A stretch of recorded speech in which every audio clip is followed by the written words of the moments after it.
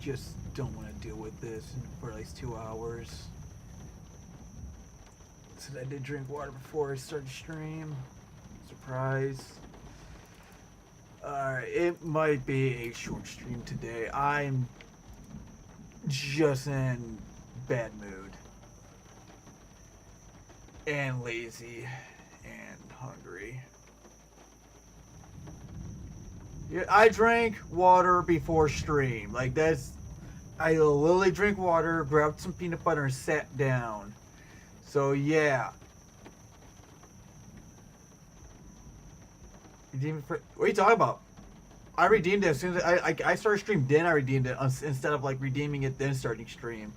So, you had a chance, and you lost it. You gotta be quicker than that. Can't believe this guy. Hey, sorry. I'm the quickest draw in the West or something. I don't fucking know. I haven't eaten dinner yet. My dinner's sitting right in front of me. It's just a jar of peanut butter.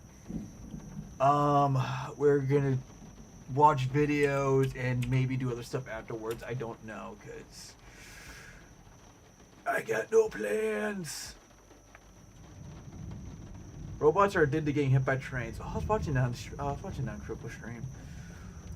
But there is a we're gonna watch a little history video and a Tomadon video, which are always fun to watch.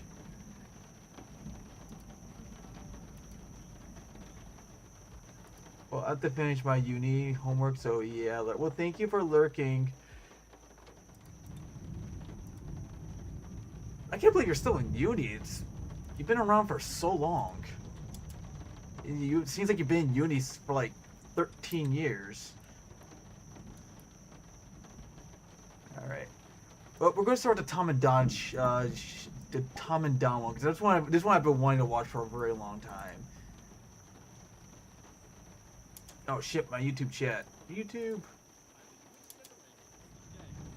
Tale as old as time. The older generation thinks the younger generation. Today we'll be deciding which generation is the gayest. It's a tale as old as time. The older generation thinks the younger generation is soft and lazy, whilst the younger... Okay, now I did. That's how we're starting off today. Well, which generation is the gayest? It's either boomers or Gen Z. Generations thinks the older generation is clueless and out of touch and gay. But what people don't talk about is how gay each generation is. Not in a homosexual way. We mean in a derogatory way. That's why today we're going to take an objective look at every generation and use their fads and trends to decide which is the gayest. Starting with the most depressing generation, 1901 to 1927. That's how long a generation is. The greatest generation was forged by World War I era childhoods, the Great Depression and World War II adulthood. Despite being the original punch-a-Nazi generation, which wasn't cringe back then, they also said lots and lots of slurs. Wow, this is good stuff, Morgan, thank you. Their outfits were practical, wearing things like fedoras, wool suits, modest dresses, and cute matching uniforms with all their battle buddies. Their pop culture ran on radio in Hollywood's golden age, growing up with films such as Wizard of Oz, Gone with the Wind, Frankenstein, and King Kong. Basically all the stuff that we're now watching again, 100 years later. But in color. What do you think of the greatest generation? Gay or sick as fuck? Compared to what's... I want to put my 2 cents in before they do. Honestly, that seems like one of those badass generations. Everyone was a veteran. Everyone punched a Nazi. Everyone dressed, you know... I guess back in that time that was cool. I mean, I'm not a big suit guy myself. I'm more of a baggy clothing, all black, chains, wearing a shirt that either has a sexy woman being crucified on it, wolves, plain, or it's got like a death metal band that's like you can't read the name because it's funny. But yeah, I have to say that generation is pretty badass though, especially compared to today's generations. It's gonna come. This is 1920s alcoholics eating steak and Beating their wives going to viciously. war, going to war Okay. in Europe. Yeah, I feel like compared to now, because it's a relative scale, you cannot call these guys gay. Not No. even a little bit. There's nothing gay about them. I mean, sure, but if you're gonna have a full distribution of the graph here, like if you have to put someone as least gay, therefore, I don't know, what do we say? I remember them. I dated a scene girl before. Never again. Never. She was hot, but holy shit, she was a slut. And I've heard from other guys who date scene girls, yeah, they are not fun girls to date. They are pretty to look at, but that's about it. Just stay away. I mean, they're not. I don't think scene girls are around anymore. I think that trend died off, but ugh. Say an S or What is gay? we're not talking about homosexuals. So what are we talking about? We're talking about Derogatory. talking raw on Well, now you're just honing in on a single generation. And that's not because I've typed that in my time. That's not because that's my generation and yours. Dude, Raw got me laid. Don't fucking hate. really? Yeah, with the scene girls, you know? Mm, Back in the day, you do a little XD. Next thing you know, Yep. it's kind of fucking gay. it's gay to fuck women. It's kind of fucking gay. It is really gay to fuck women. That's true. I don't fucking know. Yeah, these guys aren't that gay. Yeah, I feel like this is the stick we're measuring against, really. So I'm gonna say the greatest generation, aptly named, are the lowest tier of gay. So what are we honing in on here? We're just I see how they're doing generations it. based on how kind of hardy and dangerous the typical individual is. I think this is one Kind of those of. times where, yes, it's not a hard science, but when you see it, you know it. I think people will get it. That's what I'm saying. Even though they wore fedoras back then were fucking tight, probably. Yeah. Well, they were sick as fuck. They were. So yeah, this has to be least on the list here. Wait. Yeah. But like, I know today's fedora people wear fedoras like Redditors or Discord mods and whatnot. But I mean, like a fedora could still look good if you got like a nice suit on. Yeah, fedoras are cool. But if you're like just trying to be, is it even edgy? No, you can't be edgy wearing a fedora without a suit.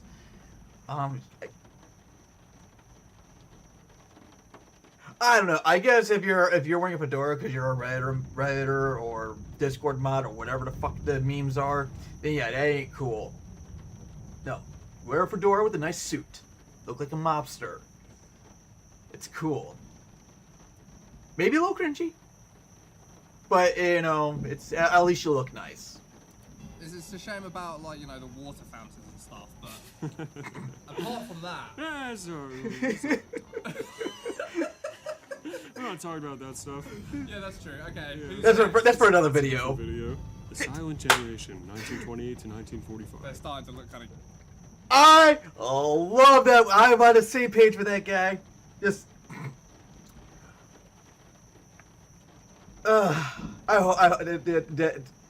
I hope that's another video, because then that just means more video for me to watch on stream and get in trouble with. Sorry, I had to back up because I didn't realize I didn't see what the years were for the next generation, because I got excited because I was like, another generation. I mean, another video, and he said the same fucking thing. Not that much. That's fine. Stuff. Yeah, that's true. Okay, Yeah, who's next? That's a different video. The Silent Generation, Ah, 1928 to 1945. They're starting to look kind of gay. The Silent Generation coming of age during McCarthyism and the Cold War sought stability and were generally more risk-averse than the boomers. Their aesthetic was anything you'd see around rock and roll diners. Greaser leather jackets, poodle skirts, sharp suits, and bouffant hair. Is that how you say that? Really cool if you like Happy Days and Grease. Some of their...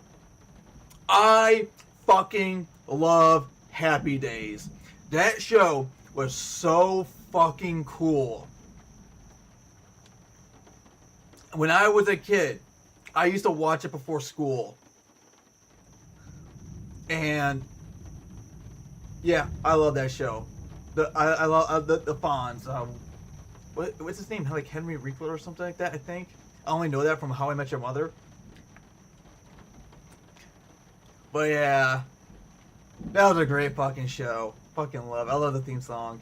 I don't want to sing because I'm still coughing because apparently I can't get over being fucking sick. The biggest icons were Elvis, Marilyn Monroe, JFK, and MLK Jr. I doubt it. Man, he's just so inspiring, fellas. That guy's just great. I like how he's healing the divide. So these aren't baby boomers. No, this is right before that. Oh, because they were not born after World War II. Why were they called the Silent Generation? Because they didn't have to fight in a war? Dude, whatever. I'm just gonna go based off of Greece, which, you know, I've seen a trillion times because I grew up with sisters. Gay as Oh, yeah. super fucking gay.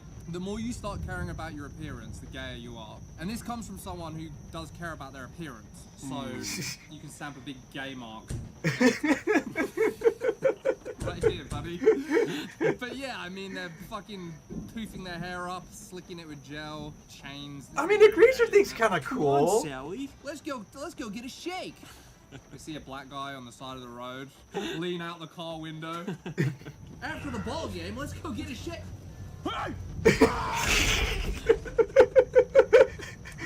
don't know. What do you think? Yeah. They inspired Greece. I mean- Gay. Yeah, I'll accept A for now. Still pretty masculine, though. Are they?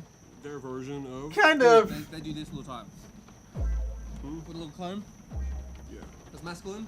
Yeah, I'll accept A for now. Alright, what's next? I fucking hate Greece. There's only 2 days left to get these limited edition Yay! t-shirts. Space King! Oh, wait, this is over though, because this video is kind of Only old. available in our store until Sunday. Pick one up today because all Yeah, it's proceeds go to Tuesday. funding more episodes of Space King. Link in the But no, go watch Space King and buy their merch. Subscribe to Alright, our we get Patreon. Spicy now. Baby boomers. Everyone knows the baby boomers. That's 1946 to 1964. Baby boomers, America's punishment for dropping the bomb. Are the weed-smoking hippies that came from the huge post-World War II. Their Boo! influential upbringing during a time of prosperity and social change resulted in a strong sense of self-identity, optimism, and individualism. Meaning they act like life's main characters, and even to this day are incredibly gay. The youth of this era were crazy about the Beatles. Get in. With it being said that the concert smelled heavily of urine due to overexcited girls. Fucking awesome. Ew! And later adapted to PCs and the modern media world. When they're not on Facebook. Wait, was that an actual thing? No, I want to look. That's disgusting enough for me to look up.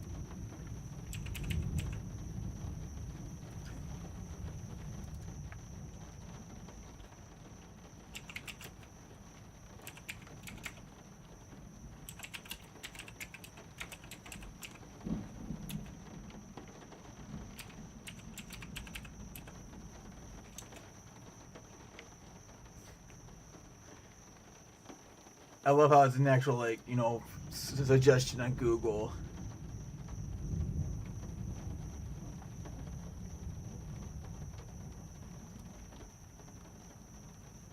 Oh my goodness. I mean, I knew, like, the Beatles were, like, huge and, you know, popular and the whole Beatlemania thing.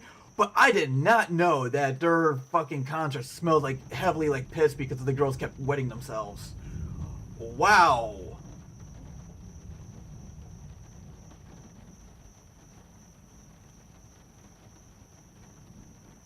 Okay. Yeah, that's disgusting.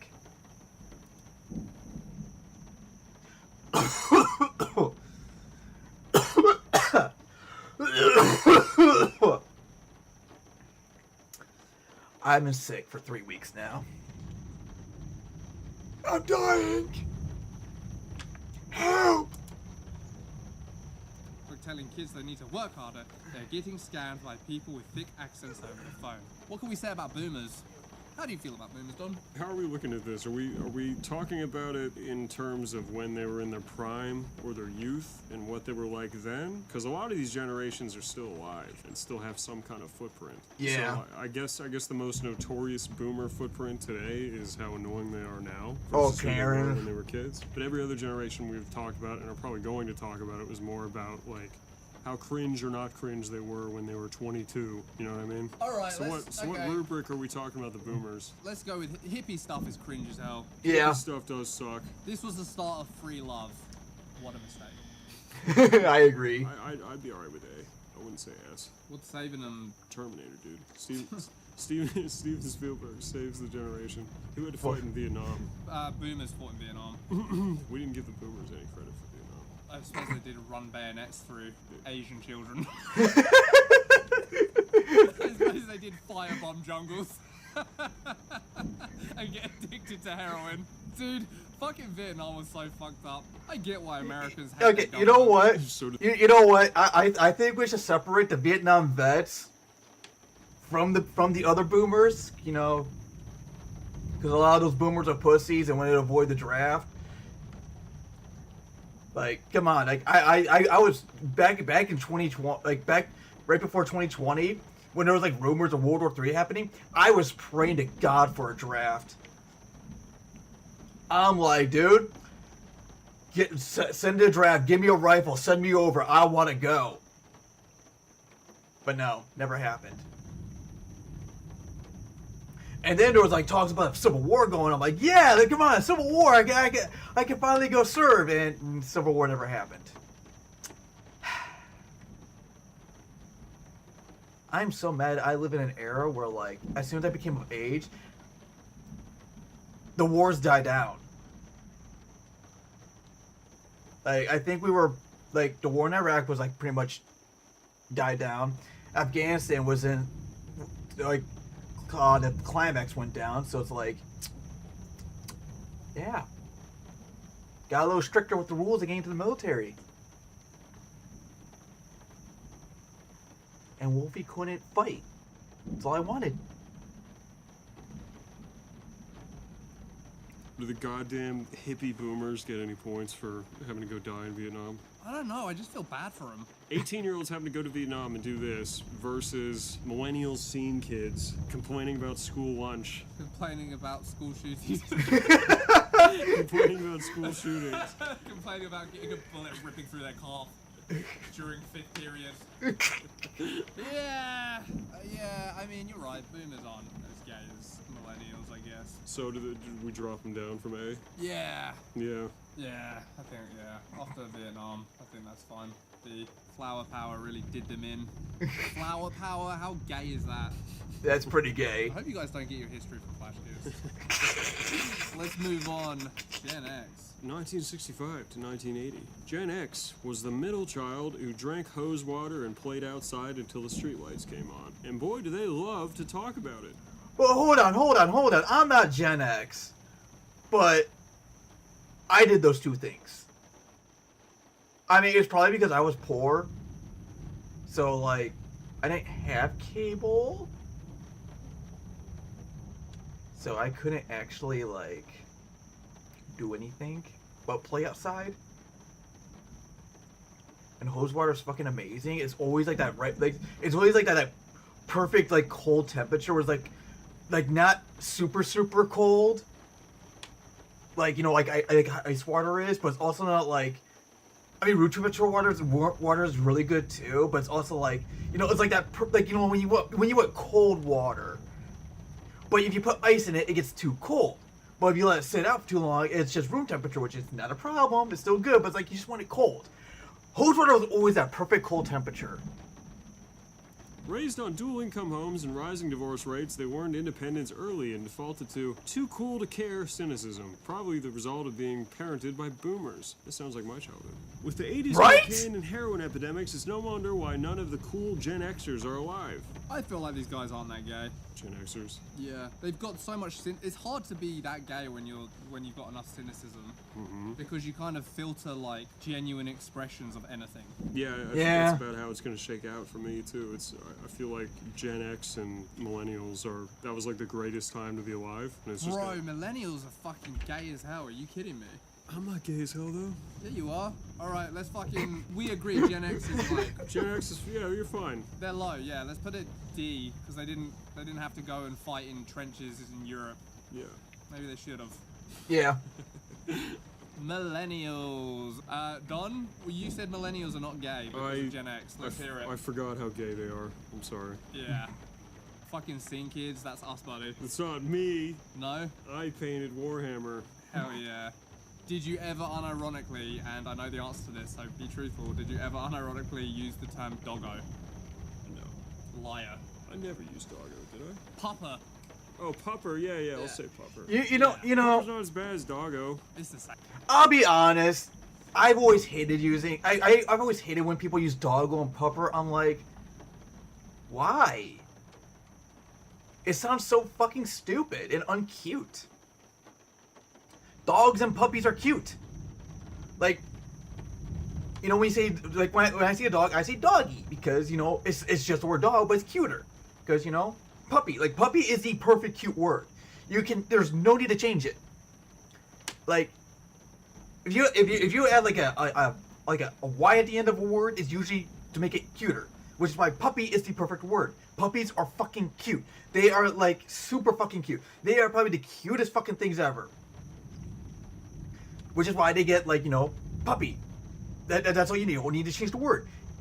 And dogs are cute too, but dogs are just grown up puppies. So, you know, doggy.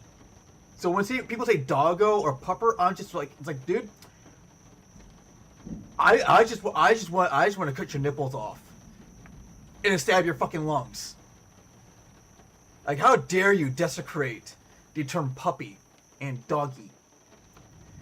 There's a special place in hell for you. And knowing millennial, they'll probably be like, oh yes, it's fucking throne. It's like, okay, first of all, edgelord, cringe. Second of all, there is no throne. Because they're not, well, my lord, Satan doesn't rule in hell. I don't think Lucifer does either. I don't know where. I have no idea what the fuck Lucifer is in the world. I've been learning a lot about the Bible, and I knew Satan and Lucifer are two different people. I learned that Satan does not want to be in hell, but I don't know where Lucifer is. When I get to the Bible, when I get to that part of the Bible, I'll figure it out. I'm on like the Book of Joshua. Same shit. It's not. Doggo's terrible. You just hate dogs, so.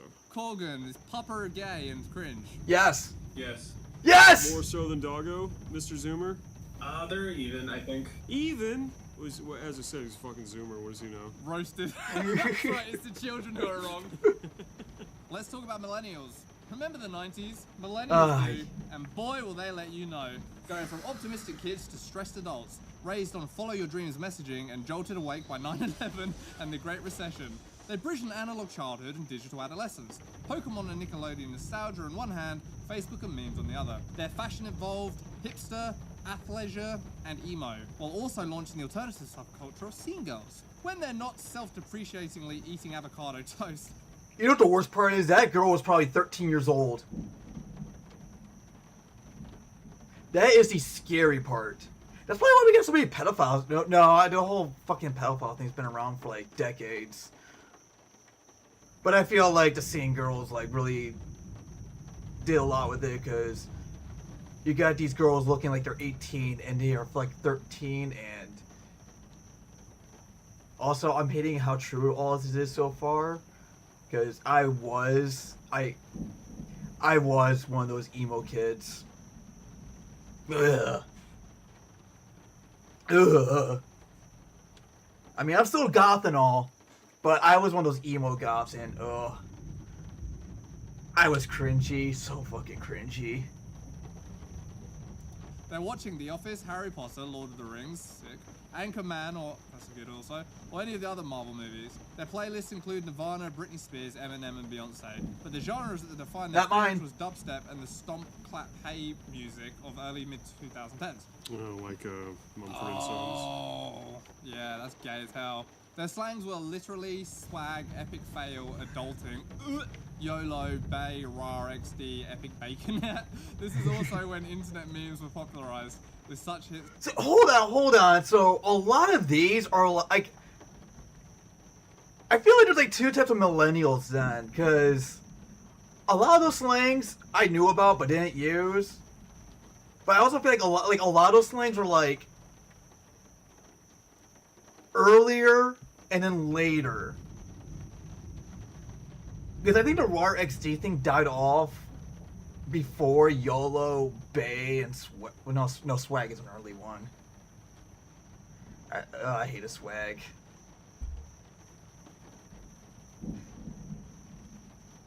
Oh my goodness. Fucking Pedo Bear.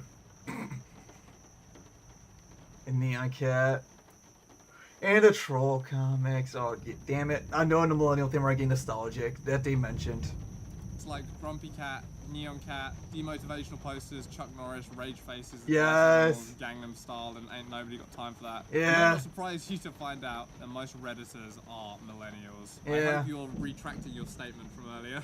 Yeah, but also cooking up excuses Let's hear them. for each item. To be fair to the millennials, everything you just listed off, almost across the board, is a case of something starting nice and getting ruined by life. That You is know what I mean? true. Okay. Nickelodeon, turns out they're all fucking pedophiles. Yeah. Didn't have internet, have the internet. You're the first generation of children that have to deal with the internet, and it hits you like a ton of bricks. The first cohort spearheading dealing with the internet, and yeah, can you really... Dude, I remember as a kid, we had actual assemblies to talk about the dangers of the internet.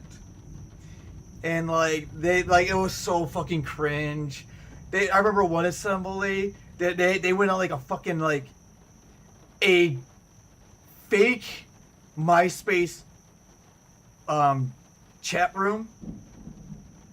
And they had, like there was a guy backstage typing the messages because he's like, hey, let's go online and talk to a random stranger. And the guy was immediately like, oh, what color's your bra? Are you wearing any underwear? It's like, ugh. They were so like, dude, you're waiting. Like, the only good thing about those assemblies were they got us out of the classroom. It's like, it's like cool. It's a whole fucking day of like not doing anything and just watching this fucking bullshit. Hi, Glitch Wolf. We're learning which generation's the gayest. Where was I? But I mean, like, also, like, there are also some good things that came out. I was like, I do remember the term, don't believe everything you see on the internet. I remember that being a huge fucking thing when the internet first came around. And nowadays, that term is in the garbage. No, like, people would be like, oh, look at this. I found a meme on the internet. It must be true. I had an argument with a guy who was like talking about the Chernobyl incident. And he was like, no, I remember how it started. It evolved into Chernobyl incident. We're like, I was talking about like, man, like, okay.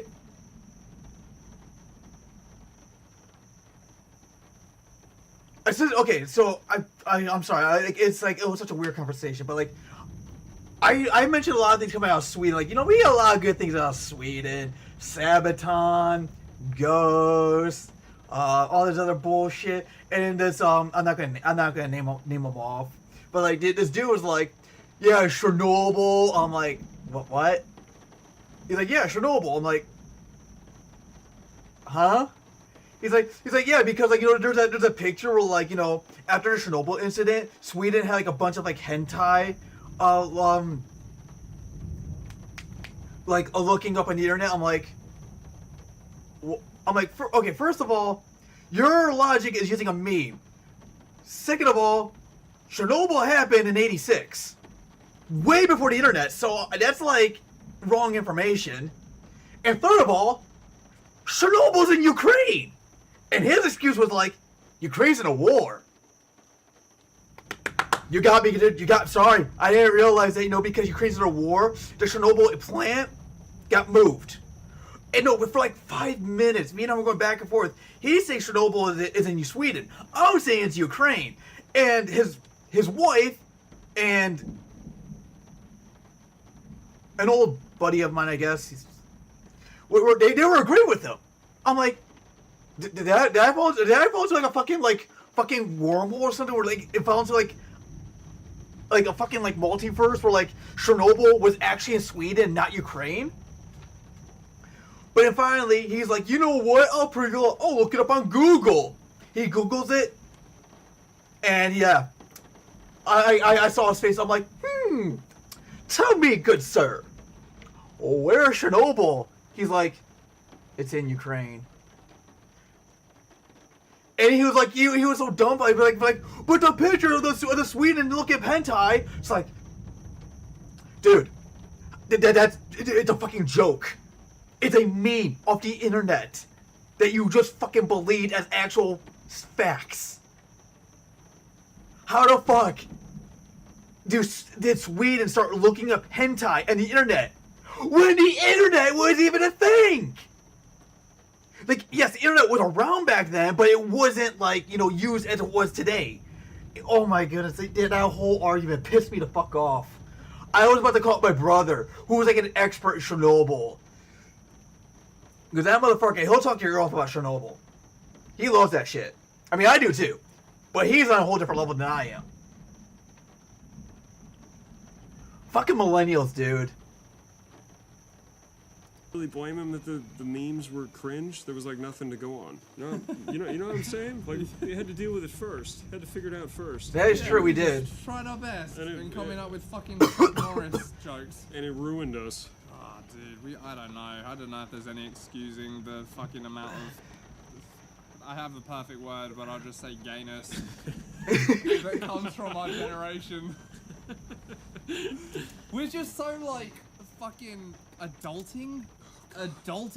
I've used that term. We're just so fucking permanently arrestedly developed. The whole like fucking fur mum. Dude, I see bumper stickers. I'm sorry, what?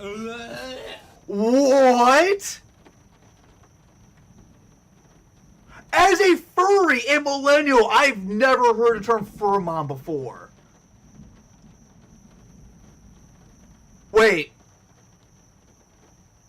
Oh, wait, I think that means I think that is a term to be, you know, being like a... I don't know if I'm out of it today. I'm like, what the fuck in my head? Oh, is it one of those days where like nothing feels right? Like something feels off, but you don't know what it is? Welcome to my fucking world.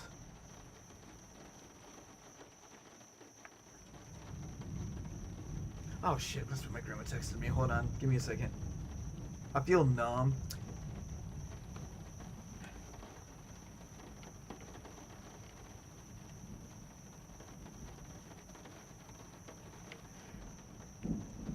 Yeah, I know that feeling. Like, honestly, that does sound like a doomer. But like, on days where I'm feeling numb, those are good days for me now.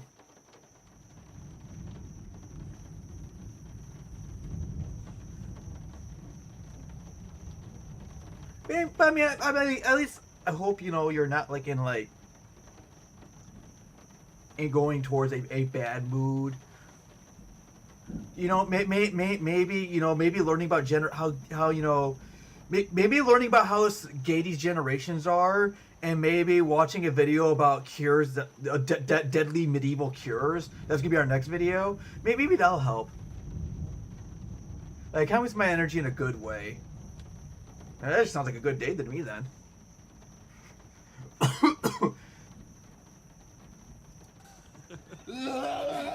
It's just like, if you don't want children, fine, but don't try and like substitute it with fucking plants and dogs. It's so gay. Okay, yeah, I forgot I was talking about it. I was like, I don't know why my brain went to like to furry when I heard the term fur mom.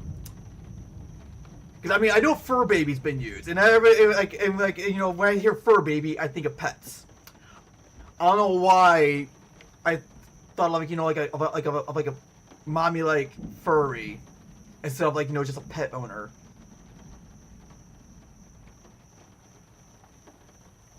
But yeah, now hearing about the term fur mom, I don't think I like the term fur baby that much anymore. I think we're victims, Tom. What? We're victims of our circumstances. I mean, we did have the internet foisted upon us, but I'd still rather if it happened how it did with us rather than how it's happening with kids now. Oh yeah. I'm aware that I'm gonna have to extend them the same sympathy in a minute. I mean, again, it's so lame and ironic to be like millennials are victims of outside circumstances. That's really funny. When you had to, you know, you didn't have to go to Vietnam or Normandy. I think actually like the peak of Western civilization was the early 90s, late 80s. Yeah. Everything starts to get terrible, and the millennial generation is what happens when you grow up in that, where stuff starts cool and then sucks. Weren't the other generations victims? Yeah. I mean, think the kind of parents that Okay, boomers had to wait a grow minute, up with. wait a minute. At the end, So far, most of the previous generations, they were victims of war. Like, they were toughened up. Like, you know, like they said, you know, like there was a generation where they were fighting their trenches in Europe. And then, like, you know, going to the beaches of Normandy, fucking Vietnam, Korea. Like, those were fucking, like, hardened men, and, like, they weren't pussies. Like, we got fucked over as millennials. We didn't get a fucking awesome war to fight it. Sure, we got the war in Iraq. But, like, a lot of us millennials were too young for that. Or at least the later millennials.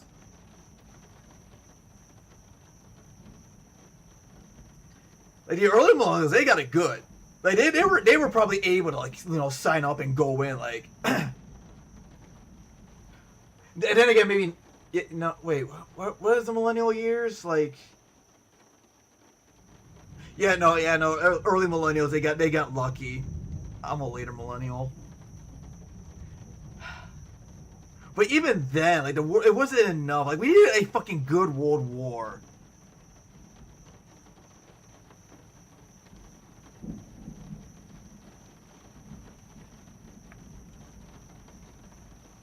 It just comes to show, like, every generation needs to at least have, like, you know, a big war to fight in. So that way things stop sucking. of the day, millennials are still gonna have to be S tier. You know, I'm just giving the devil his due is all. S tier, gay as hell. Yeah. Damn. Absolutely fucking queer. After all that, yeah. Okay, and now on to Gen Z. You can just go ahead and pop it up on S. Yeah, we'll put it there and talk about them. Alright, I mean, you can read it. Gen Z, or the Zoomers, was the first generation to have the internet since birth, having an irreversible effect on their brain. They grew up with trends moving at warp speed, Pokemon Go summers, fidget spinner mania, and the dab era. Nice. They're loud social justice activists who speak politics through memes and are the most anxiety and depression iterate generation, while having a big focus on gender identity and pronouns. To be fair, this is a lot of millennial shit too. Late millennial stuff. It's because we're late millennials, so we've Yeah. got overlap with this shit. There's the blur. Yeah. Sadly, we Their do. fashion involved comfort, Y2K nostalgia, thrifted clothes, and those broccoli cuts that Ugh. young men get. Their cultural babysitters were YouTube and Twitch, PewDiePie, iDubbbz, Filthy Frank, Jacksepticeye, Keemstar, plus Tito's TikTok as the Markiplier. main line. Their memes involved MLG edits, Robbie Rotten's We Are Number One, the Knuckles meme, Yes! Hands Away, and the frog on the unicycle. I actually don't know that one. What's the frog on the unicycle? Isn't it like a shitty 3D render of a frog? Yeah, that's all it was, I think. Noticeable events from this era include the meme-worthy Donald Trump versus Hillary Clinton election, the shooting of Harambe, and Storm Area 51 that can't stop us all. That was pretty funny. That But was not all pretty events funny. were fun, as the generation experienced profound social, educational, and financial disruption from the COVID-19 pandemic. E-girls, streamers who dressed in a mix of goth, emo, and anime styles, ran rampant in the era and only became more prominent during isolation. I bet you guys feel real stupid putting them in S.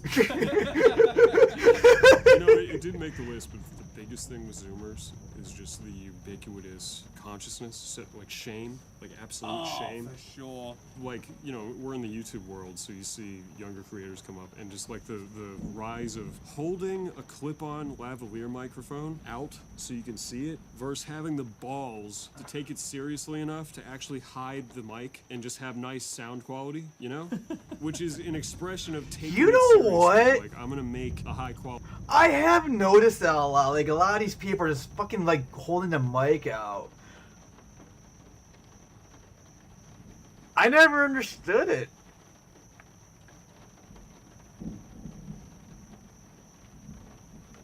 I guess it's just lazy. I don't know. I don't really got nothing to do. It just seems lazy.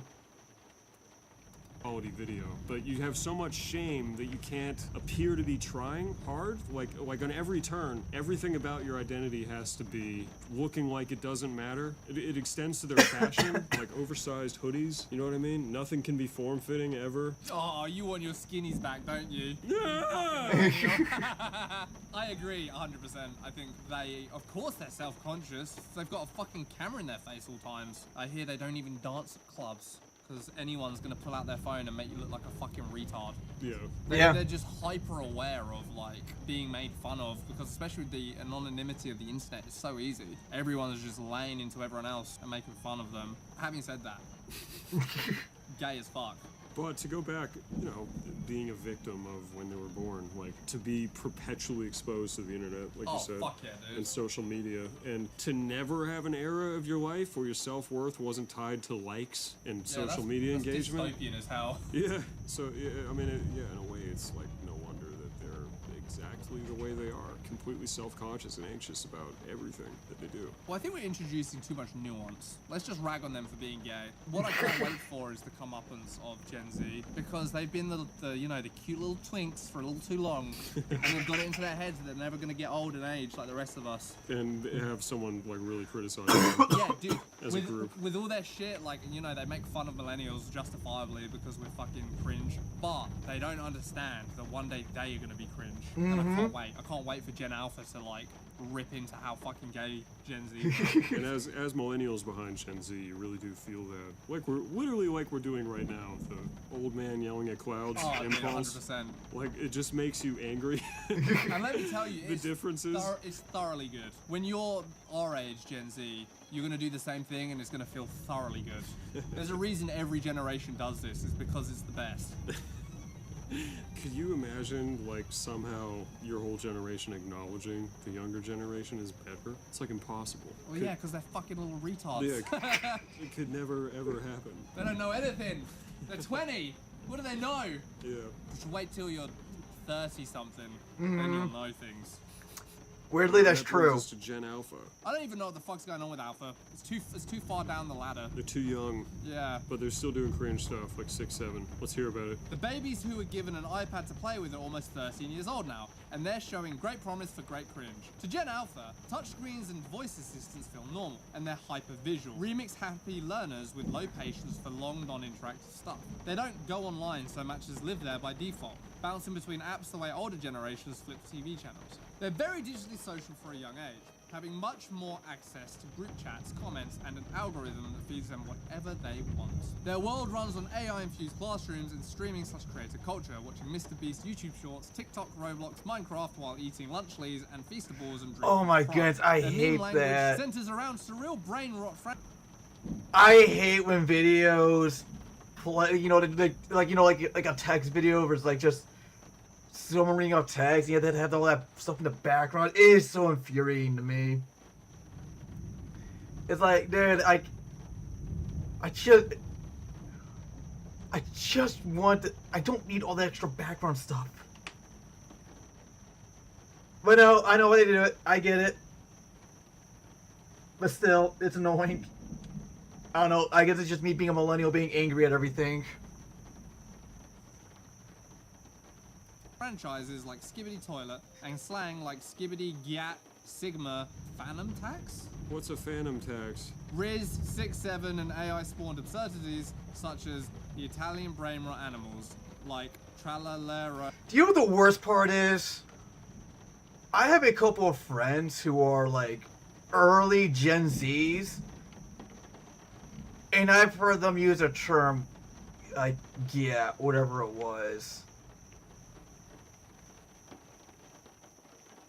And there's also a mini story behind it. There was one time I was stretching, I was like, yeah, that's all I did. 'Cause, like, I make noise when I stretch, and they're all like, oh yeah, you use that term. I'm like, what term? The fuck? I just made a fucking noise. And then I learned what it was. Apparently, I guess it means ass or something. I don't fucking know. Fucking weird, dude. I don't know. I hate this. Oh, tralalala. Okay, and Crocodile Bombadillo. I fucking hate people in general, I think. Crocodillo Bombardillo. What the who cares? It's hard to blame them for their absurdity because this was the generation that watched all those Spider-Man and Elsa videos when they were toddlers. Oh, jeez. Fuck. You know what? The more we do this, the more I realize every generation is just the exact same. What do you mean? It's just people trying to have fun. Stupid kids. Just kids being fucking retards. Just kids being stupid. Just Yeah. having undeveloped brains. I feel like there's no way that Gen Alpha aren't going to be gayer than Gen Z somehow. Although, like, maybe Gen Alpha or Gen Z as well, to an extent, are like going to return to monkey. Yeah, it does seem like there's a bit of a swing to some capacity. Do you know what else millennials invented? The soy face. Ooh. Yeah. Once again, not our fault. We're the first cohort that had to figure YouTube out and how to make money. You know? Oh, what's the Alpha? Where are we going to put him? I'd say the jury's still out. Yeah. Put him in the trash. Boy, I'm tired. Boy, I'm old and tired. You need a nap, Tom? You need Yeah, a I nap? think it's nap. I thought about nappy taking a time nap for these old today, but I got puppers. distracted. Am I right, buddy? Could be. For these old doggerinos. Uh, After weighing every air as baggage, brain-rotten mythology, the real winner is the one that made you. The audience say, that's retarded out loud. Thanks for watching. Be sure to like and subscribe, and we'll see you next week. You know what? When their comments saying like they're all kind of the same. They're all just having fun. That's bullshit. The earlier generations had all the fun. They had the fucking wars. What did we get? We got jack shit. The fuck did I just put my finger up? Oh, there's a piece of peanut butter up on my desk. What the fuck?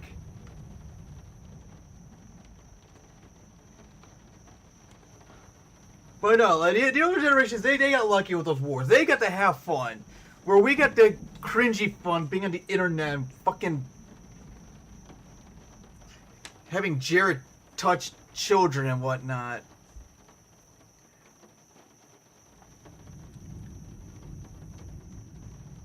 Yeah, more of the story.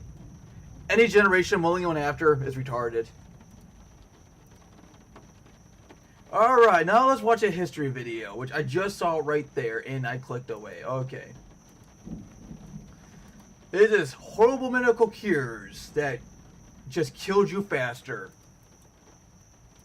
This one's more educational than the last one.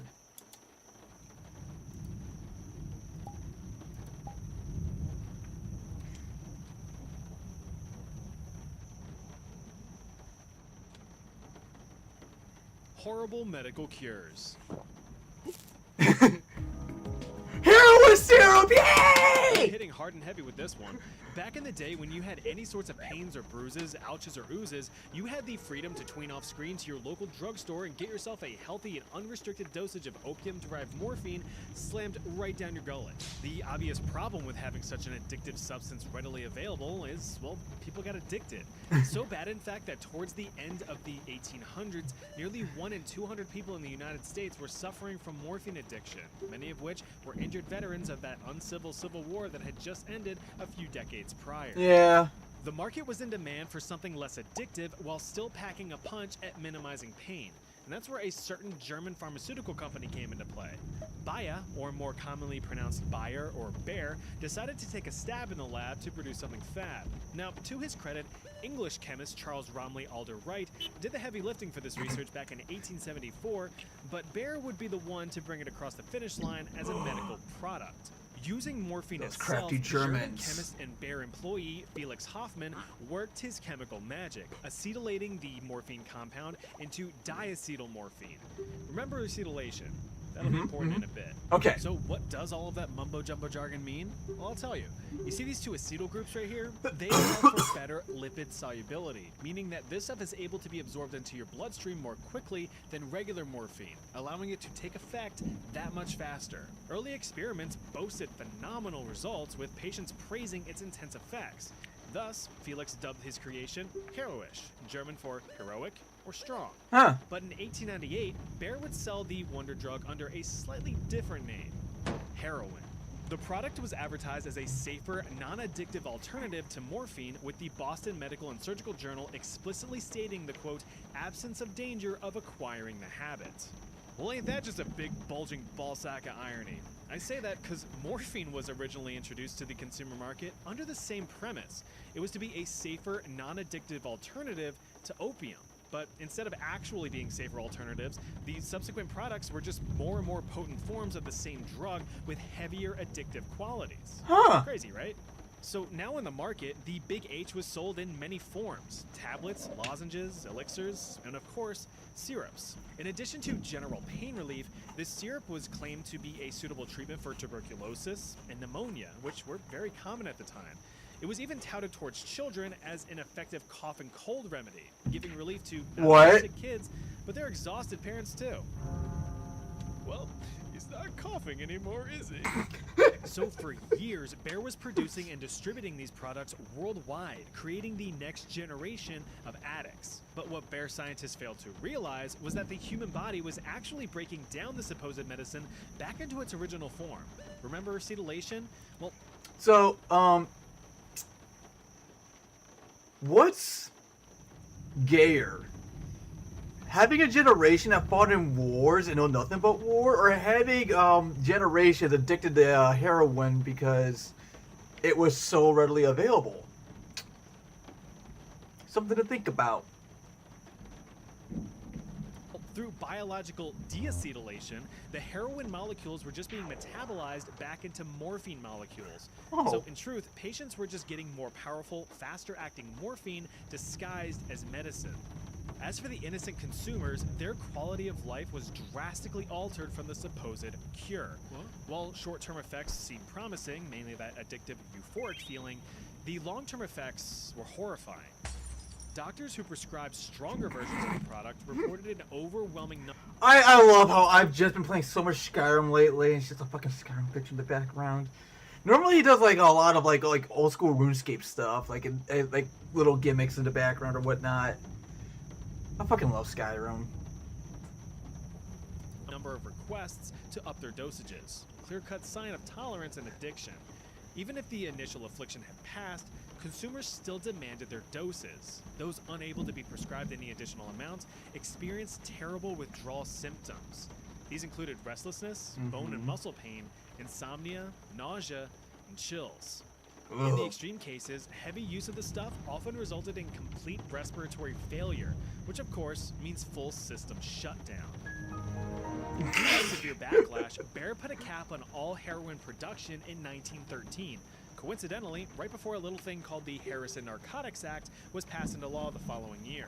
This effectively removed any and all diacetylmorphine-based remedies from the shelves, restricting them to only being available via prescription from a licensed medical doctor. This was only 100 years ago. It was prescribable for a bit, but was ultimately banned in 1924. It took until 1970 to be officially recognized as a Schedule I drug under the Controlled Substances Act, determined to have no acceptable medical use, regardless of the initial claims, upon release. Instant shock therapy? Mental That sounds illness amazing. has always been a problem throughout human history, with our knowledge around the subject still evolving to this day. Although research on the topic dates all the way back to ancient times, it wasn't until the mid to late 1800s when things really started to rev up. But like any field of research, the preliminary phase is where all of the majority of the errors are made. You gotta fail a lot to learn from mistakes. Unfortunately though, some mistakes aren't initially recognized as such. Take one Dr. Manfred Sackel. A simple accident on his part was misconstrued as a success, and many inadvertently paid the price for it. Trained as a psychiatrist at the University of Vienna in Austria, you know, the place that isn't Australia, Dr. Sackel skipped across the pond to the US in the late 1920s Oh my. to tackle the psychological disorder Oh of my. substance addiction. You know, like The United States with a pair of tits. You know, I see a lot of porn in my day. But yet I have never seen the United States with a big old pair of titties. I can die a happy man. morphine addiction. But instead of just prescribing a simple syrup, Dr. Sackel instead used insulin injections. The insulin was used as a metabolic sedative, basically calmed down the achy and shaky addicts, making them super sleepy instead. Much more manageable, but not exactly cured. they'll just get shaky again later. Well, unfortunately, Dr. Sackle must have drunk a tall ice-cold glass of dumb bitch juice one morning because he accidentally pumped too much insulin into a patient, forcing them to go lights out, induced into a hypoglycemic coma. Huh. Don't go dying on me. He managed to bring the patient back to consciousness through a delicate jab of glucose. But what happened next was actually astonishing. The patient, normally all fidgety and whatnot, showed no visible withdrawal symptoms and even improved mental clarity. It appeared that simply turning the brain off and on again gave the patient a much-needed mental reset. What? Well, one success means it works, said no good doctor ever. With this supposed breakthrough, Dr. Sackle had written up his discovery and decided to go for gold. Now standardizing the process, he tested his new treatment, dubbed insulin shock therapy, on patients with schizophrenia, a severe mental disorder which, at the time, had no treatments whatsoever. Under insulin shock therapy, patients were put through rigorous coma induction and wake cycles. This occurred 5 to 6 times a week, with each coma lasting about an hour before regaining consciousness. This process lasted for multiple weeks, with patients being subjected to as many as 60 comas over the course of a few months. Some worst cases even lasted more than a year. Patients, when they actually had a light on upstairs, often experienced excessive perspiration, Slurpee? salivation, and agitation, with many also experiencing violent convulsions. Oh. Despite these very obvious adverse effects, Dr. Sackle published his findings, claiming that up to 70% of patients had full remission, completely cured of their medical condition. This jump-started the craze for doctors to start jump-starting their schizophrenic patients.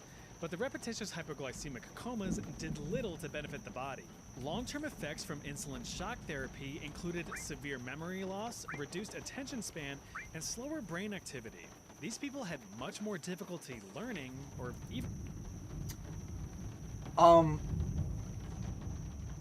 So...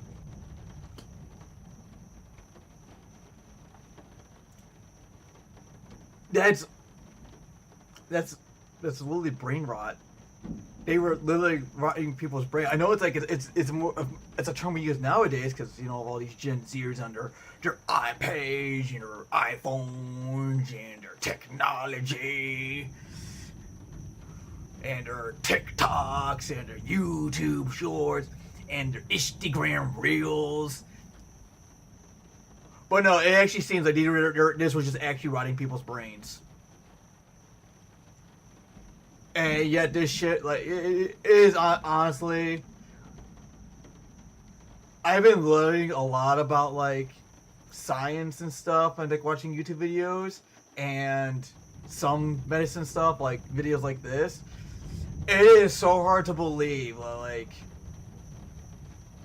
This shit was not even 100 years ago. Like, we had, like, so little knowledge on human medicine less than 100 years ago. And it's like, now it's like, we know so much about it now. And the scary thing about it is, like, there was a lot of human experimentation to get to medicine where we are now.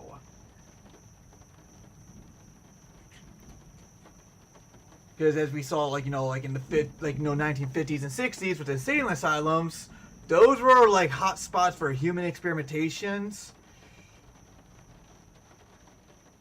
And it's just fucking nuts to think about how, like, just not even 100 years ago, if you were like diagnosed retarded, you were pretty much an experiment. And it's fucking weird. I don't know. Like, okay, I also mentioned about the science stuff. Like, yeah, like a lot of science discoveries we make.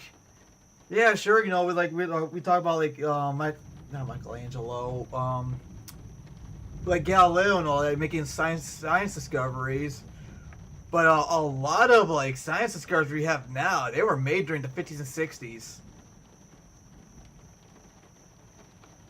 I was actually watching Zentrea's stream earlier, and she went down a rabbit hole of science and everything, and like how in school we were taught about the Big Bang Theory and how it's like the most widely accepted theory how the universe started, and it turns out there's a lot of scientists that actually disagree with that theory now.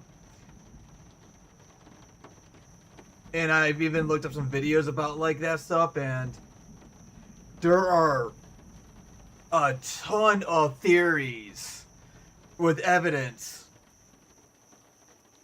of different like ways the universe, depending on which theory you want to follow, either started or resetted. Because there are some theories out there like, you know, the universe doesn't really have a beginning or an end. And there's a lot of things out there that we just do not fully understand. So, like, anytime I learn something about science, I take it with a huge grain of salt, because the science we know now may not be correct. Like, sure, you know, we understand, you know, the laws of gravity and whatnot, but, like, and the laws of physics, but there are things out there that we are discovering that do not follow our laws of physics.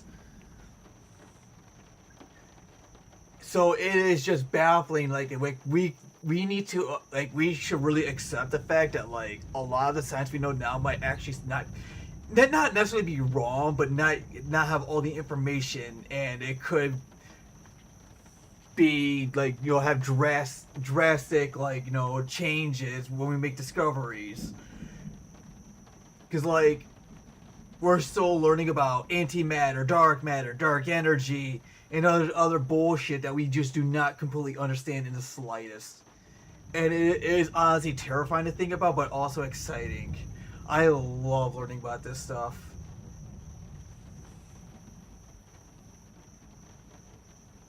Even thinking. On the extreme end, of course, were the deaths. According to institutional clinical data from across the United States, mortality rates from the treatment reached as high as 5% in some facilities. Damn. Sure, that doesn't sound like much on paper, but when thousands and thousands of patients were having their brains rebooted, the numbers add up. Hundreds of unnecessary deaths, thanks to shoddy research. Insulin shock therapy continued to be practiced up until the 1950s, where it eventually fell out of favor once antipsychotic medications entered the market. These medications were cheaper and safer for the patient. By the 1960s, the therapy was completely abandoned. As for Dr. Manfred Sackel, his heart abandoned him in 1957 when he died of heart failure at the age of 57. This delicious-looking rock is called calomel, and it's responsible for thousands and thousands of deaths throughout human history. Oh! Although a simple compound, calomel, also known as mercurous chloride, was widely used as a treatment for centuries, with Arabian alchemists first documenting its use back in the medieval times to treat syphilis. But Swiss physician and double chin enthusiast Paracelsus pushed the research further in the 1500s. He noted the compound's astounding ability to rid the human body of black bile. Made you vomit and shit yourself. You see, for millennia, the prevailing medical theory was that of the...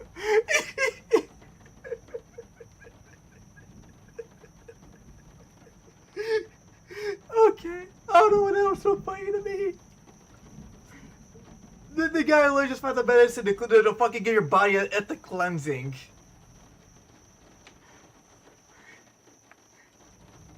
Hippocratic four humors. I know I've discussed this before, but as a refresher, the theory suggested that the human body contains four main fluids: blood, phlegm, yellow bile, and black bile. If you're healthy, it means that all four of these fluids were in equilibrium. But even if one was just slightly off, it could cause you to get sick, so you had to bring things back into balance. You had to let out some blood, cough up a green glob, or learn how to drain your dragon, each a valid method for getting things back in order. Although Paracelsus could see a potential benefit with calomel's purgative properties, he actually advised against it, recommending it only as a last resort. This was because, from what he observed, the risks far outweighed the potential rewards. Even by the 16th century, the problematic nature of mercury as a treatment was already well known. Pure mercury had been used medicinally since the days of old, and the smarter science people had documented its less than desirable effects on the human body. Hair loss, tooth loss, fatigue, dementia, and death were all on the menu from heavy mercury usage, with death most likely being... Funny little thing about mercury, but I learned about 1,000 Ways to Die. The term Mad as a Hatter actually came from back in like the I was gonna say early ages. No, it's actually like around the early 1900s. Was it 1800s? You know, let's just say mid to early 1900s. Oh my goodness, mid 1800s or early 1900s. Where like when it came to like hat molding, they often boiled mercury, and the fumes of the mercury they would be inhaling them all fucking day long. It would actually melt your brain, and what happens when your brain melts? Parts of your brain stop functioning, and you actually go insane, which the term Mad as a Hatter came from. So it's kind of weird how they understood that the bad stuff of mercury back in like ancient times, yet we still use it for other. Well, I guess since hatters were using it as like they weren't ingesting it, they were just handling it, but didn't realize that the fumes were bad. Still fucking weird. I don't know. It is amazing how we actually survived as a species. Being the worst one. But who needs warnings and research when you can make them dollar bills, y'all? Jump forward tens of decades into the 18th and 19th centuries, and American and English physicians were handing out calomel like caramels. Refined calomel is a tasteless, odorless white powder, which makes it a perfect oral medication. It remained marketed as a purgative and a potential cure for diseases or conditions such as syphilis, gout, bronchitis, cholera, constipation, or even ingrown toenails. The fuck? But wouldn't you know it, calomel as a medical treatment wasn't the best idea.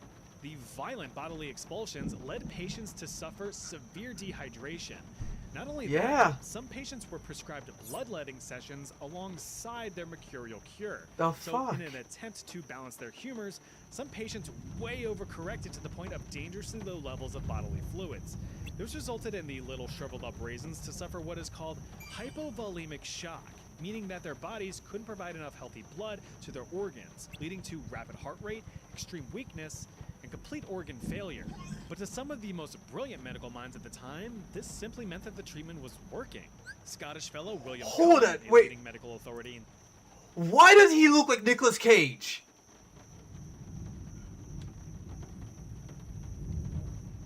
I think this guy might be related to him.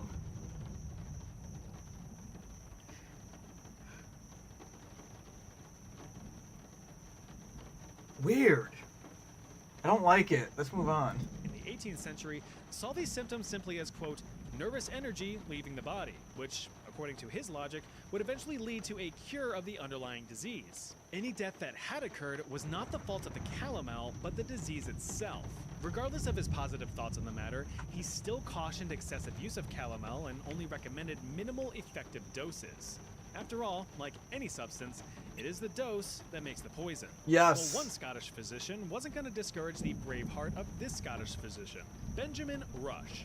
Not only a successful and world-renowned physician and philosopher at the time, Benny Rush also signed the American Declaration of Independence, so technically, he's a founding father. But that, of course, doesn't absolve him of his mistakes, and there were many.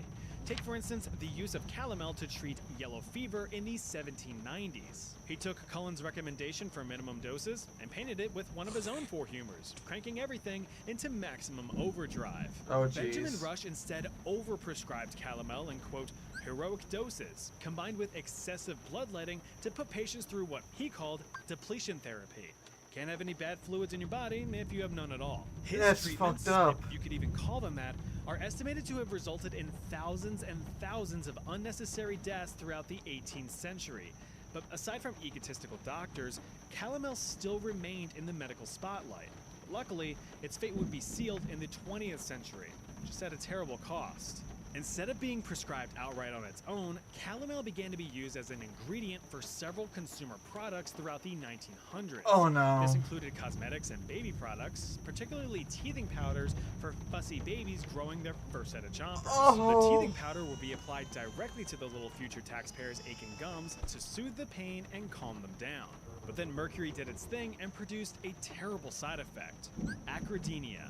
This is a deadly form of mercury poisoning that causes the skin to turn pink and painfully swell and peel. According to the Western Journal of Medicine, the death toll from calomel-sourced acridemia reached as high as 585 from 1939 up to calomel's formal ban in 1948. Those lucky enough to have survived This is what I'm talking suffered about! lifelong neurological damage as well as death. This is what I'm talking about! That shit was banned in 48! That is like, not even, wait, no, it can't be 100, that wasn't even 100 years ago!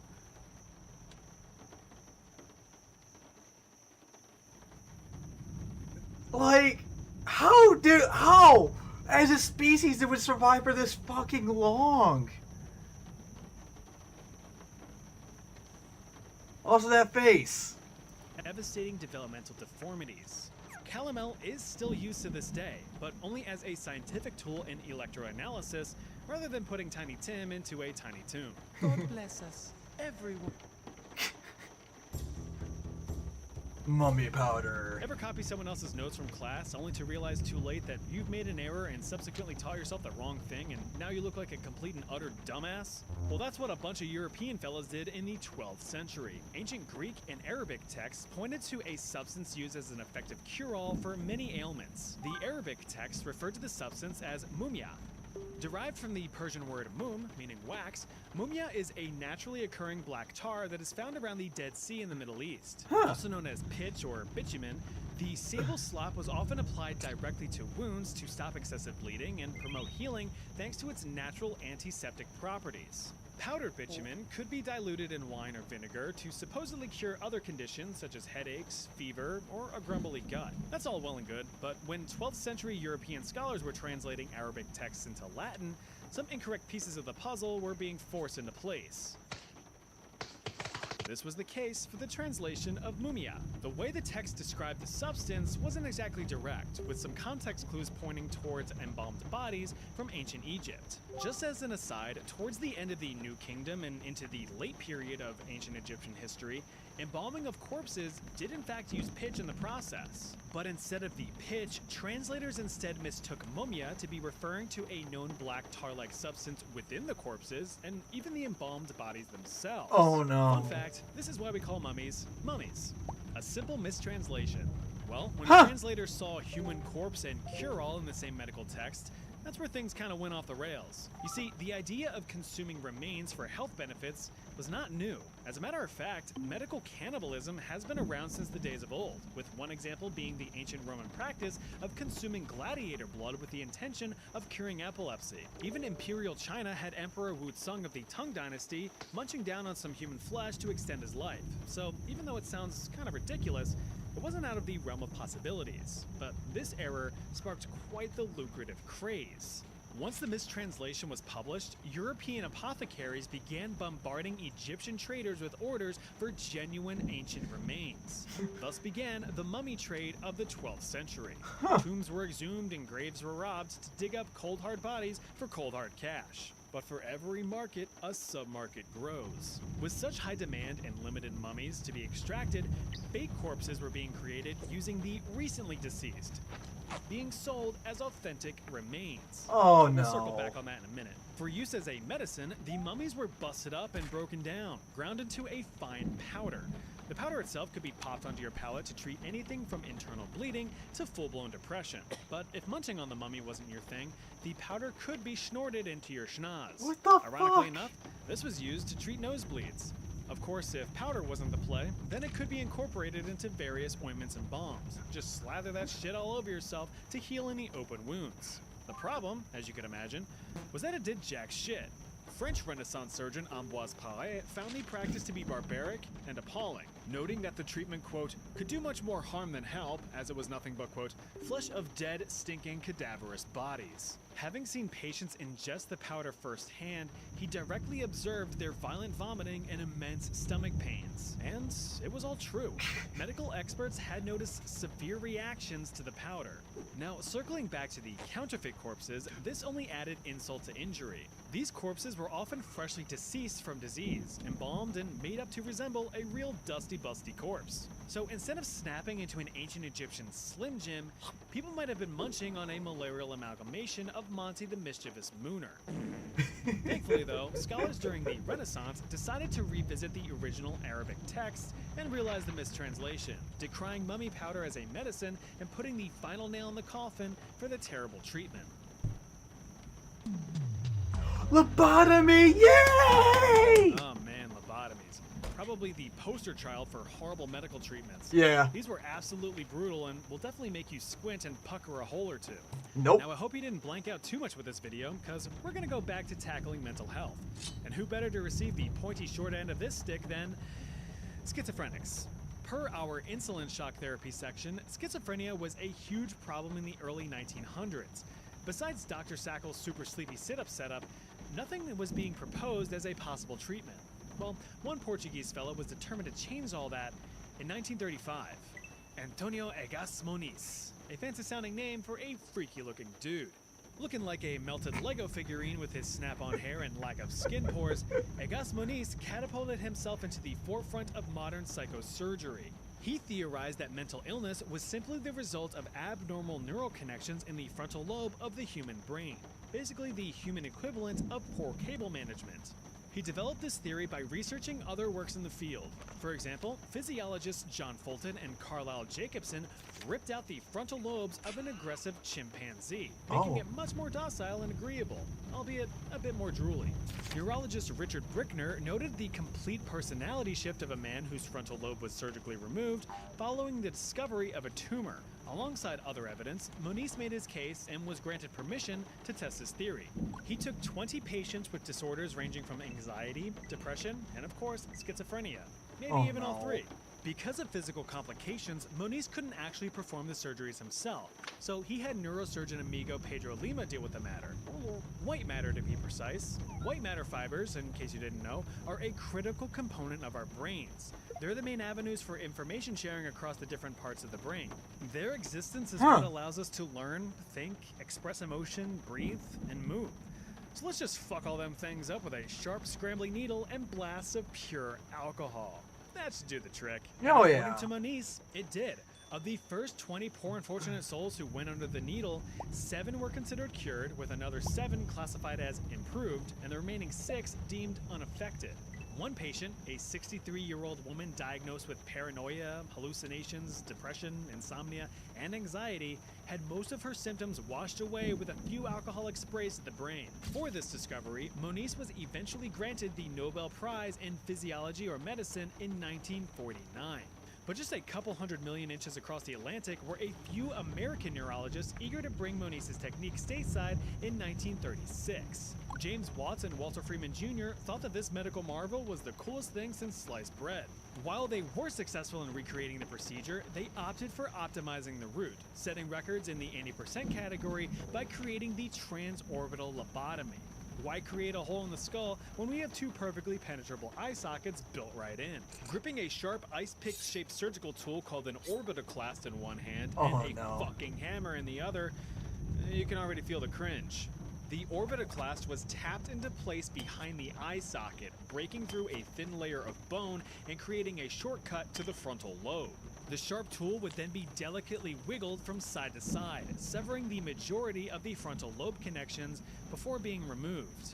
Freeman and Watts' method was cheaper, faster, and, if you believe it, safer for the patient.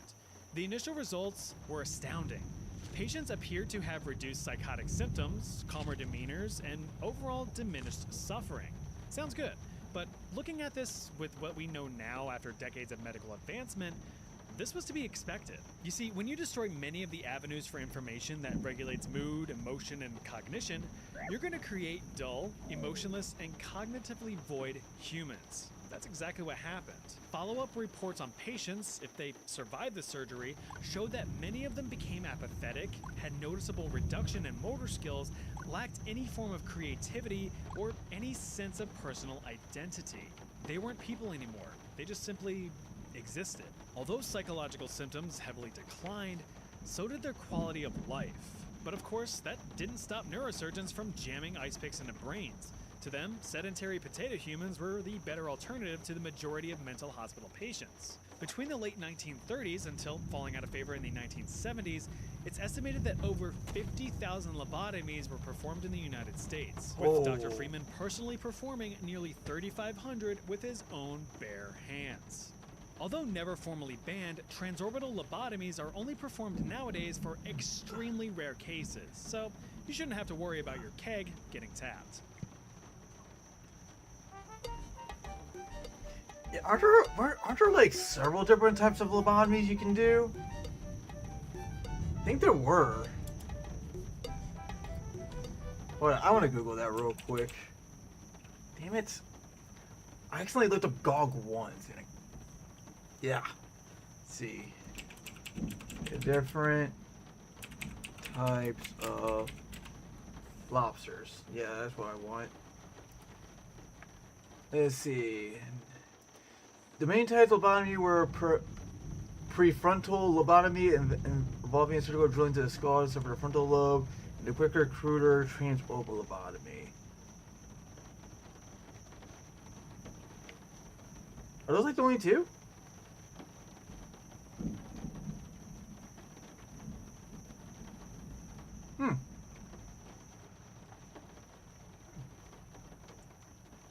I thought there were like, you know, like I thought there were like 4 or 5 different types. I guess it's only into 2. I mean, still fucked up.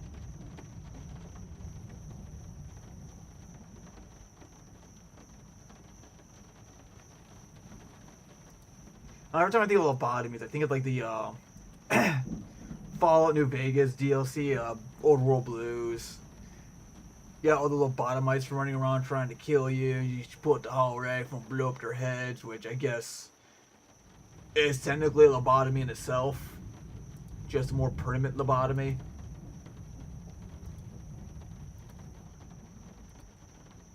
I'm out of video ideas. Those are the only two on my radar that I wanted to share on stream. I mean, there's other videos I want to watch, but I don't know if you guys want to sit here and hold on. What's the video called? It's gotta pop up sometime. Oh, that's cute. Damn it! Oh yeah. I don't know if you guys want to sit here and watch an actual like documentary on winter battles of the Eastern Front 1915.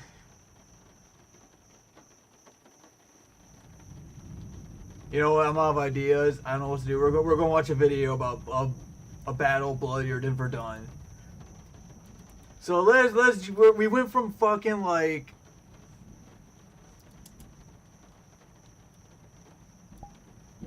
super uneducational to slightly educational to fully educational. Yay! We're learning! The Central Powers occupied part of Russia. Oh wait, it actually started at 8 seconds. What the fuck? The biggest problem facing the Central Powers was the Russian threat to Stop it. Austria. By early 1915, there we go. We got all the Eastern context. Front ran on a line that left part of East Prussia and much of Galicia in Russian hands, while the Central Powers occupied part of Russian Poland. The biggest problem facing the Central Powers was the Russian threat to Austria-Hungary. Russian forces surrounded the huge Austro-Hungarian fortress at Przemyśl in September 1914, and Vienna was desperate to relieve the siege and rescue the garrison. The fortress was meant to protect access to the vulnerable Hungarian plain, but now Russian troops in the Carpathian Mountains threatened to break out and deal a crushing blow to the Habsburg army. But Russian commanders were divided. General Ruski wanted to strike against Germany in East Prussia or Silesia, while General Ivanov wanted to attack Austria-Hungary in the Carpathians. Still others, like General Alexei Brusilov, worried the army had been weakened by the heavy losses of 1914 and new conscripts were poorly trained. At Stavka, the Russian headquarters, Grand Duke Nikolai solved the dispute by allowing preparations for attacks by the Northwest Front and the Southwest Front. Meanwhile, the Germans and Austrians also argued. Austrian Chief of the General Staff, Franz Conrad von Hötzendorf, insisted on relieving Przemyśl at any price. German overall commander Erich von Falkenhayn wanted to attack in the west, but influential generals Paul von Hindenburg and Erich Ludendorff wanted to attack through the east. Oh, I love German The names. Eastern Offensive would restore Vienna's prestige and might prevent neutral Italy, Romania, or Bulgaria from joining the war against Austria. But the Habsburg army had suffered crippling losses in 1914, especially in the officer corps. Fearing a Habsburg collapse, Falkenhayn reluctantly agreed to an offensive in East Prussia, and Conrad went ahead with his Carpathians plan. So the Russians, Germans, and Austrians all planned offensives in the east for early 1915, and it was the Habsburg army that struck first. Conrad was in a hurry, since Przemyśl could not hold out for long and was over 100 kilometers behind the front. Garrison commander Hermann Kuzmanek had 130,000 men under his command, alongside about 30,000 civilians who were trapped in the city, and food would soon run short. Conrad's relief plan relied on German help and wishful thinking. The main attack would come from the 3rd Austro-Hungarian Army under Svetozar Borojevic and the new German-Austrian Southern Army under German General Alexander von Linsingen. They would first capture the mountain passes and a vital rail hub before advancing on Przemyśl. 2 other Austro-Hungarian formations would launch supporting attacks on the flanks. The plan was very similar to the one which failed in the Austro-Hungarian offensive of December 1914. But now the weakness of the army, the difficult terrain, winter conditions, inadequate railways, and a shortage of artillery were made worse by the fact that they barely outnumbered the Russians. Oh, Ivanov's wow. southwest front also had the advantage of better artillery and better rail connections for supply, though in places the Russian lines were thinly manned. The Austro-Hungarians struck on January 23rd. Third Army troops forced themselves through the snow and ice toward Russian lines, making no progress in some places, but pushing the Russians back up to 15 kilometers in others. They even took the Ushok and Vyshkov passes. The Southern Army also made some limited advances, but conditions were impossible. Soldiers dug holes in the deep snow for shelter from the cold, and thousands perished from exposure or suffered frostbite. Austro-Hungarian Colonel Georg Veit recalled the suffering. Hundreds froze to death every day. Every wounded man who couldn't drag himself along is left to die. Entire skirmishing lines of men surrender in tears to escape the agony. In the 21st Rifle Regiment, the men manning the front-line trench were found frozen to the last man in the morning. No wagon, no beast of burden can advance in the monstrous masses of snow. The men must carry the food up to the front lines themselves, but the porters collapse and freeze. Fighters go days without food in minus 25 degrees Celsius. Oof. Within days, the Austro-Hungarian advance came to a stop. Ivanov argued now was the time to strike the spent Habsburg Third Army, despite Stavka's earlier decision for a more conservative posture in the southwest. On February 2nd, the Russians counterattacked and recaptured most of the lost ground, including the Lupkov Pass and the rail junction. Brusilov later wrote about the battle in his very patriotic memoirs.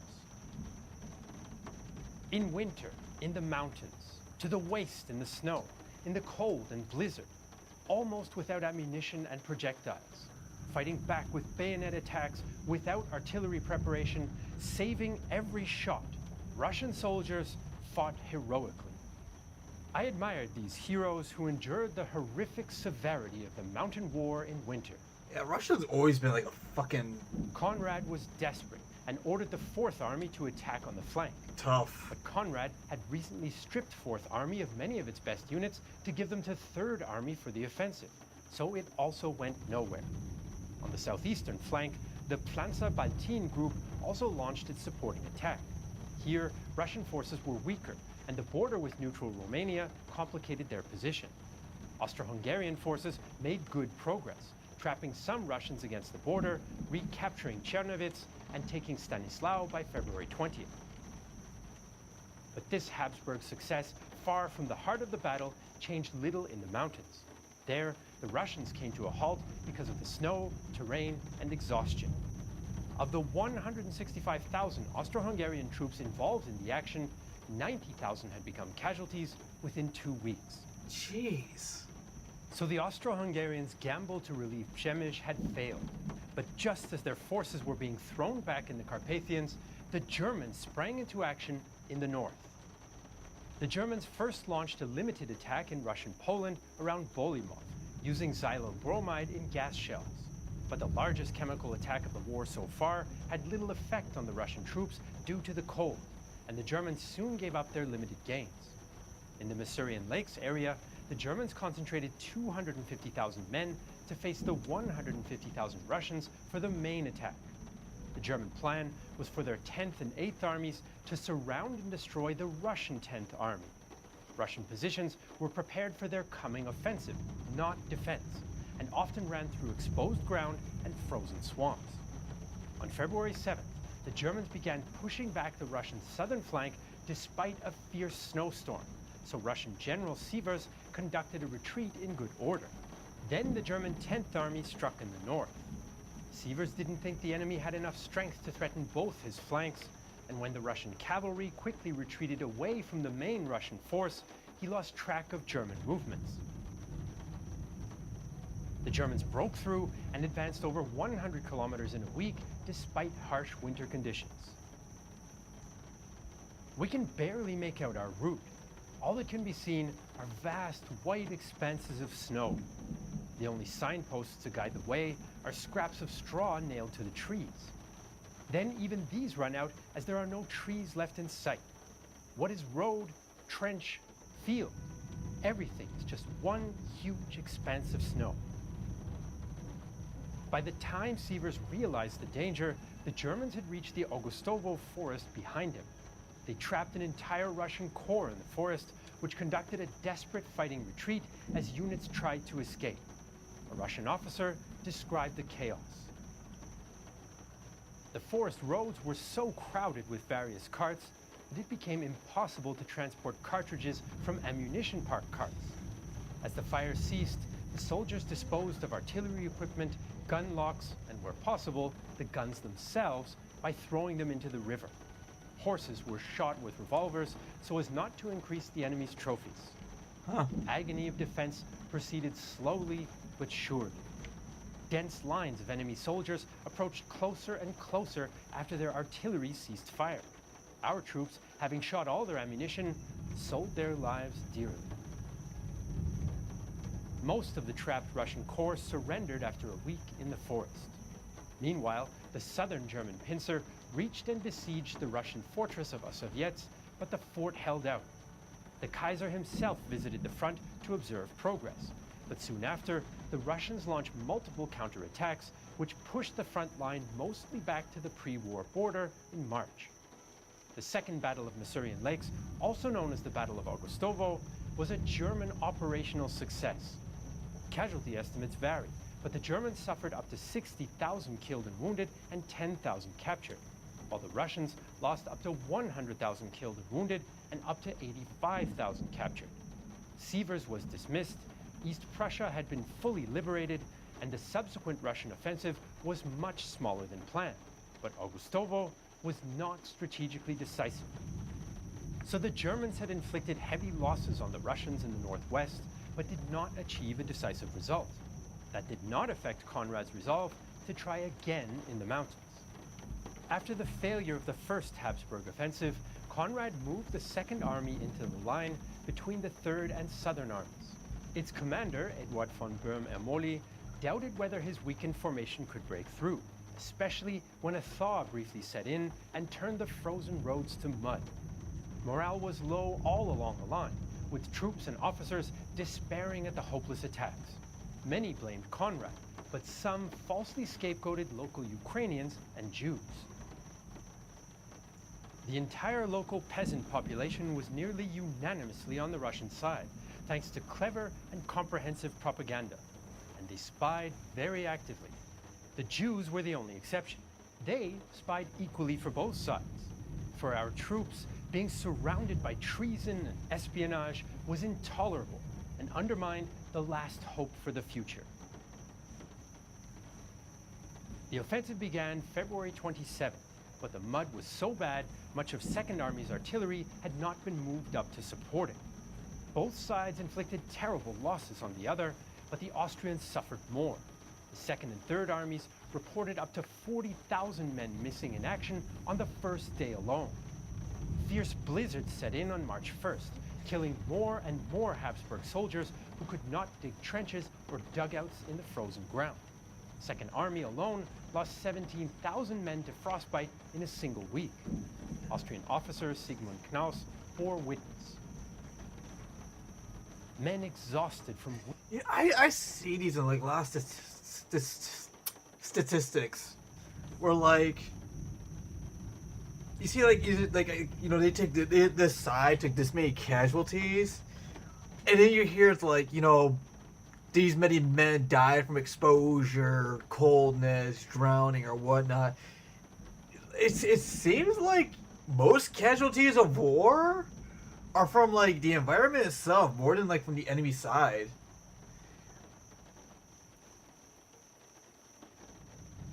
Because I think like a lot of, because I think like if like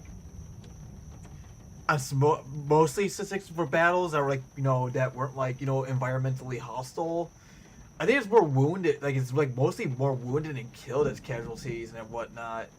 I mean, I could be completely wrong, but I'm just saying, like, they were just saying like this one battle, like they lost like, you know, what 60,000 people, and they were talking about how like 30,000 froze to death or something like that. I'm kind of being exaggeratory, but still, like, it seems like more people die from everything else in the enemy side. Weeks of fighting could not allow themselves to sleep at night, as this would mean immediately freezing to death. The infantry stood exposed and immobile in front of the enemy positions. Most of the artillery was still 3 or 4 marches behind the front. That all this physical suffering ultimately paved the way for the collapse of morale should not come as a surprise. When Fourth Army's supporting attack also failed, Conrad finally called a halt to the futile operation. His army was in tatters, and the Russians still controlled the mountain passes. So by early March, a second Habsburg offensive in the Carpathians had failed miserably, and it was clear Przemyśl could not be saved. As the fighting in the mountains raged, Przemyśl's 130,000-man garrison and 30,000 civilians continued to hold out. Russian forces stormed the fortress back in 1914, but failed, so they decided to starve the Austro-Hungarians into surrender. Kuzmanek tried a breakout in 1914, but it also failed. Meat became rare from December 1914, and the garrison slaughtered 10,000 horses for food. As time passed, a breakout became less likely as men became weaker. The rank and file suffered first from the food shortage, then the civilians, and only later the officers. By February, there were reports of cats and dogs being sold for food. Yeah. Kuzmanek calculated they could hold out until March. The starving troops spent scarce energy on firefights with the Russians and dangerous excursions to gather scarce wood to burn. Kuzmanek decided that honor required one last effort, but his forces were too weak to reach the Carpathians 100 kilometers away. So he decided on a raid to the east, to destroy as many Russian supplies and troops as possible before surrendering. Kuzmanek, though, gave a speech saying that they would break out towards friendly forces who were close by, which wasn't true. Part of the garrison attacked on March 19th, but the well-prepared Russians stopped them immediately. Kuzmanek ordered the garrison to destroy their weapons, kill the remaining horses, and wreck the fortifications. The captured Russian officer inside recalled the moment. The sun had already risen, and the plumes of smoke, lit up by the sun, presented a beautiful scene. The thunder and crash of the explosions went on uninterruptedly. It was impossible to get near a window. One was flung backwards. The panic had become terrible. At every explosion, the doors were blown open. Bridges, powder magazines, stores, everything was blown up in 2 hours. On March 22nd, some 120,000 Habsburg troops 2,500 officers and 9 generals surrendered, along with 1,000 guns. A Russian officer described the scenes to American journalist Stanley Washburn. The most horrible sight I have ever seen in war. Hungarian soldiers, crazed for want of food, their hands and faces smeared with blood as they devoured the raw, dripping bits of flesh, gouged with their knives and fingers from the bodies of newly killed horses. Jeez. Tsar Nicholas II wrote to his wife that the news of the capitulation was, quote, an unexpected ray of sunshine on the first day of spring. Now that Przemyśl had fallen, General Ivanov felt that the time had come for a final offensive to break the Habsburg army in the Carpathians once and for all. Once again, there were fierce debates amongst the Russian generals as to where they should focus their efforts. Ruzsky still argued for his northwest front, while Stavka wanted to recapture the lost ground in Bukovina. Ivanov, though, insisted on the Carpathians again. In the end, the main attack would be Ivanov's plan to break through into the Hungarian plain. The newly arrived 9th Army would advance in Bukovina, and Ruzsky resigned. The Russian counterattacks in March began in Bukovina, where Pflanzer Baltin's Austro-Hungarians had made good progress in February. The Russian 9th Army retook Stanislau, but Habsburg forces withdrew in good order and made skillful use of their cavalry to cover the retreat of the infantry. Pflanzer Baltin managed to hold on to Czernowitz and bring the Russian advance to a halt by March 20th. For this relative success, he received the Commander's Cross of the Militär Maria Theresia Orden, Austria-Hungary's highest decoration. Brusilov's 8th Army led the main effort over familiar ground in the mountains, starting on March 19th. They focused on the junction between the exhausted Habsburg 2nd and 3rd armies, beyond which lay the flatlands and the chance to cut off the enemy armies from behind. If it worked, it would be a major and possibly decisive strategic victory. To counter the threat, the Germans had sent more reinforcements in the form of the Beskiden Corps. In the usual mountain conditions, the Russians advanced painstakingly but steadily thanks to superior numbers and firepower.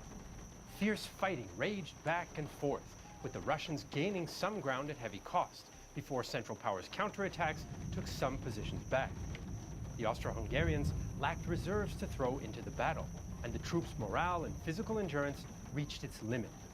Attrition was so high that the average soldier only lasted 5 weeks at the front until he became a casualty. Jeez. Conrad's sons, Erwin and Egon, were at the front, and he wrote of his worries to his mistress Gina von Reinhaus. Against these strong Russian formations stood my beloved old division, in which Erwin is serving. I cannot describe to you what feelings this brings up in me. When Egon had to return to the front, that was very difficult for me. What will become of that lovely boy? Suicide rates spiked, and thousands deserted. The most prominent incident was on April 3rd, when the mostly Czech 28th Infantry Regiment of 1,800 men surrendered en masse to the enemy. Many at the time and since have argued the Czechs and other Habsburg Slavs deserted because they were disloyal, and the army temporarily disbanded the regiment in disgust. But historians now argue that the regiment surrendered out of sheer exhaustion and low morale, not for political reasons. From 1915 onwards, though, many Habsburg commanders no longer trusted many of their own troops. By early April, the Russians had captured the Dukla Pass and reached the very edge of the mountains. The Austrian 3rd Army and parts of the 4th and 2nd were on the edge of total collapse. But the Russians were suffering high losses too, and logistics simply couldn't keep up. We had to follow the narrow paths laid through the deep snow of a dense forest. Spring was burgeoning, and the snow became loose, which made the road almost impassable. The horses were completely exhausted. They could not carry the heavy loads. And the soldiers had to pull the carts and guns with their own hands. In some places, we had to line the ground with felled trees so that we could tow our heavy guns through the deep snow. By April 10th, Ivanov admitted his armies were exhausted, short of shells, and could not break through. The Carpathian Campaign of 1915 was over. The first 4 months of 1915 witnessed a titanic struggle on the Eastern Front, in East Prussia, the Carpathians, Bukovina, and at Przemyśl. Both sides suffered staggering casualties. Oh. Austro-Hungarian casualty estimates range from 600,000 to 800,000.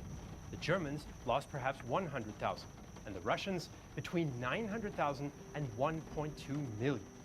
These figures even surpassed those of the Somme or Verdun the following year. Ironically, the Austro-Hungarians lost far more men trying to save Przemyśl than were there in the fortress. But despite the bloodletting, the front was still stuck in a stalemate. Both sides failed to concentrate their efforts and tried to achieve more than their means allowed. The Austro-Hungarians, however, were in the worst position. The Germans trusted them even less after their Carpathian failures, which were so poorly planned, even the Austrian official history called them, quote, a cruel folly. The Imperial and Royal Army was little more than a militia, whose commanders often suspected their Slavic troops of disloyalty.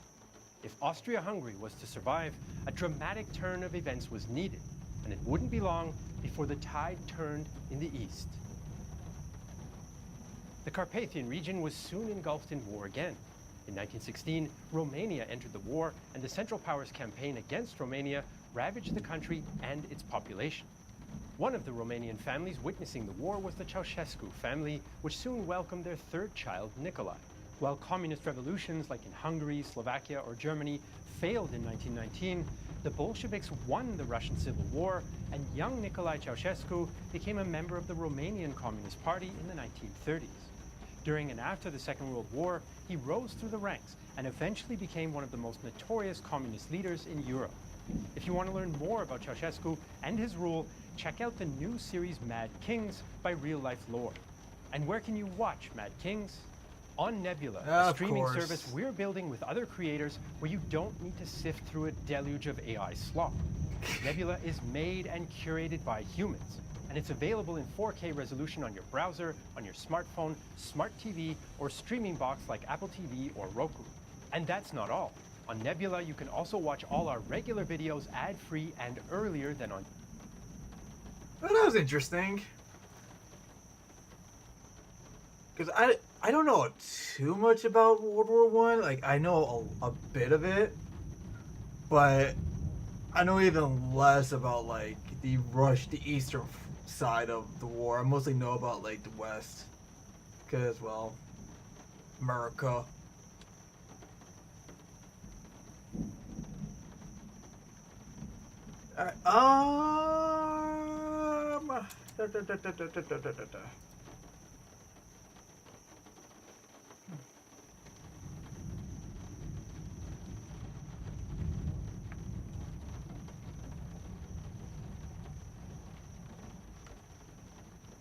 Yeah, I got nothing else.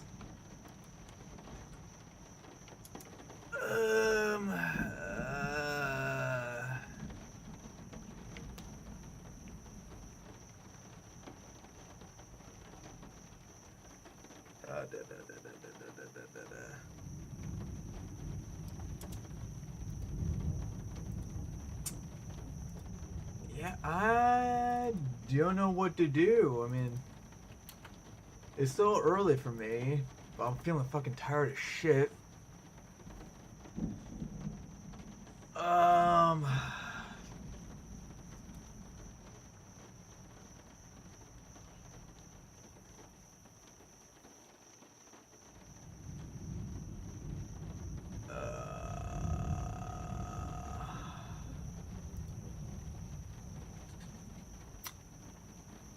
Yeah, I got no other video ideas, cause that's literally all I really watch on YouTube. Is just like fucking flash skit stuff, history stuff, or ASMR. I'm knocking upon ASMR.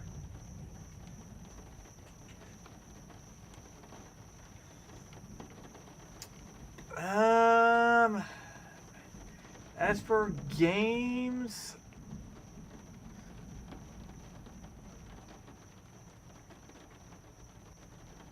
I also got nothing because I mostly just been playing Skyrim and ESO, and I don't know, just I'm not really doing anything fun in those games. I mean, they're fun to me, but daily dose of internet.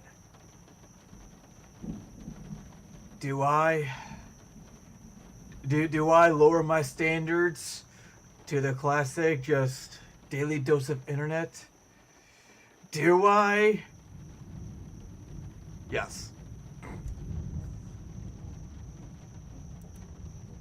I forgot daily dose exists.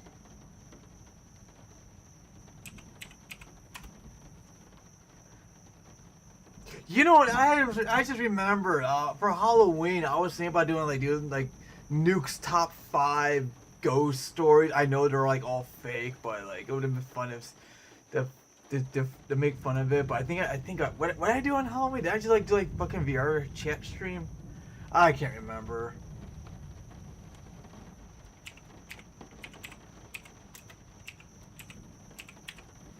Yeah, daily dose of internet.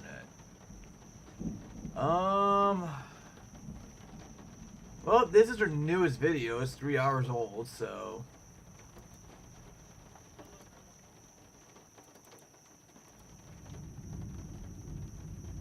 I wouldn't mind watching those. Well, daily dose are Nuke's top 5.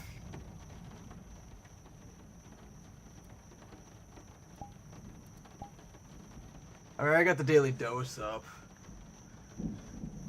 It's only like 8 minutes, so it's not that bad. Hello everyone, this is your daily dose of internet. I found this guy with really stretchy skin.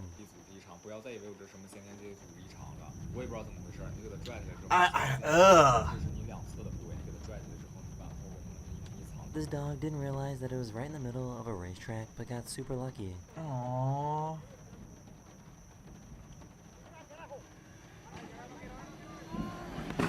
Oh! Okay, I thought it was gonna be like they could hard twist around the dog or something. Oh, you poor baby. Oh, yes. Oh. This elephant mom was able to save her baby from drowning. Oh, that's good.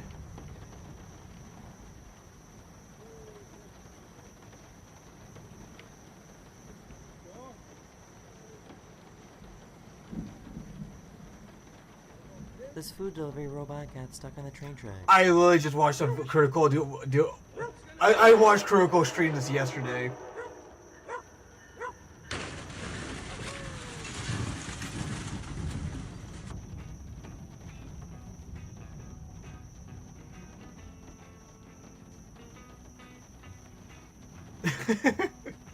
A few days ago, a city in Russia got a lot of snow. I mean, it's Russia. I think that's normal to them. This guy might actually be a real-life Tarzan.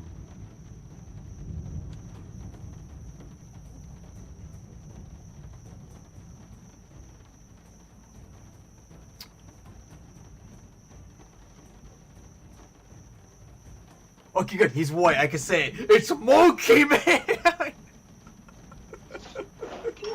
Oh my goodness! Day 1 of doing 20 push-ups every day. See how this goes.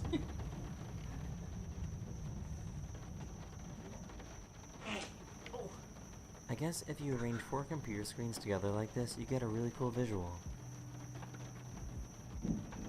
Okay, that is actually pretty neat.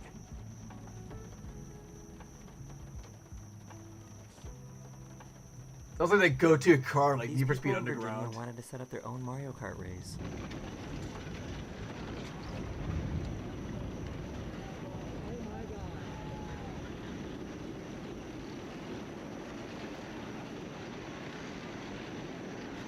I swear, someone throws a banana down.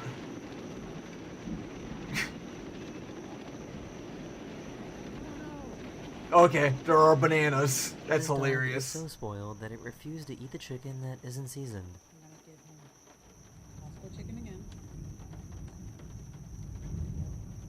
Aw, it's a pit bull. My brother's got a pit bull, and he's the nicest dog ever. I love him. It's a kitty cat! Kitty cat!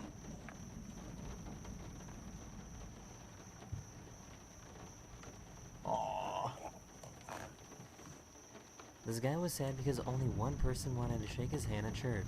Let's be with you.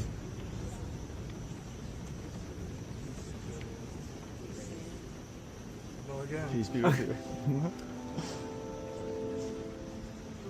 This naked cat wanted to warm up by the heater. Oh, I hate those cats. Oh. Like, I love animals. I think all animals are precious, but those are just so ugly. Oh, you poor baby.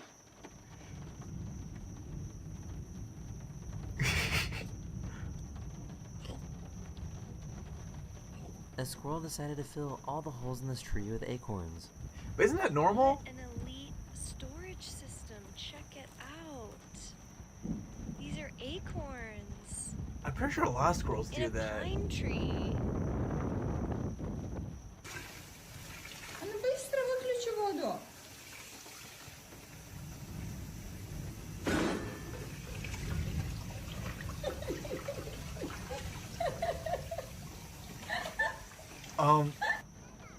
Alright then.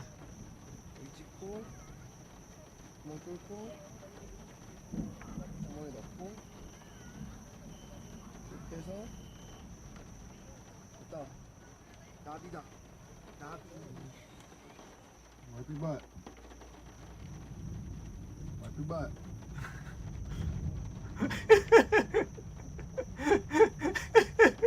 This truck driver forgot to lower down their bed. Yeah.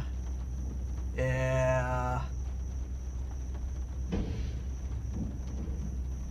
Yeah.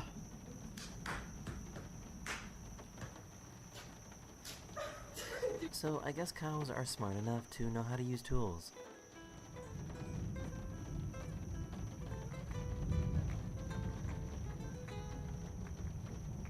They're evolving. Oh my goodness. This whale gave birth to an albino whale.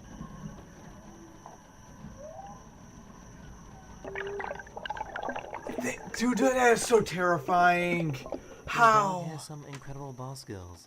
What do you do when you just have a dog that loves to hit the ball all day, every day, so effortlessly, just to show off?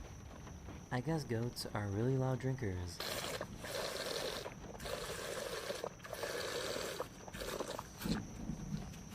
This band likes to make music with instruments that they invented.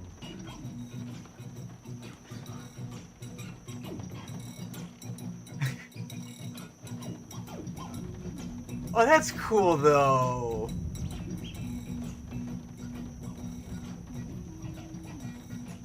This ice cream truck was seen floating near a beach in Florida.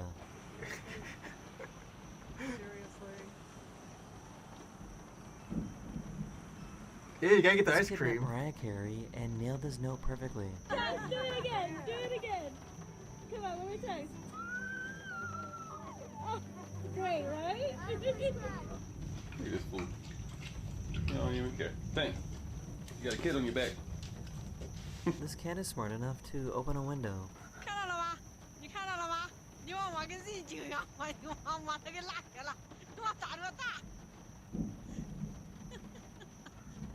Kitty He cat. loves his pickup so much that he decided to put his pickup in his pickup. He's a mini-me! The fuck? This moose was very confused when it wandered onto a ski resort. Oh good god, that's terrifying. I would never fuck with a moose.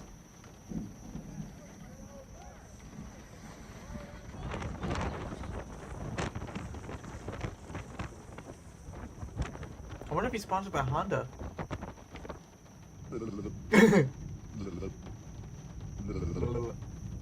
Dude, it's a ferret! I love ferrets!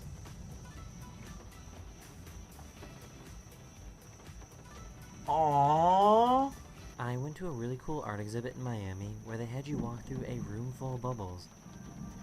Yeah, you're gonna lose me in that. I'm gonna fuck with so many people. That is yet I would video. get. I hope you would enjoyed become it, one and with I the hope I made bubble. your day just a little better. And I would scare the I'll shit see out you of guys again people. very, very soon. Later.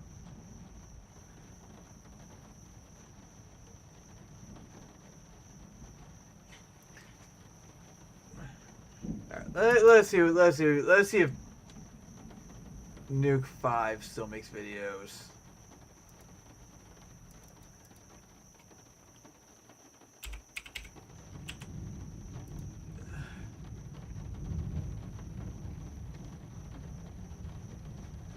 Let's see. That's 4 years ago, so I've probably seen that.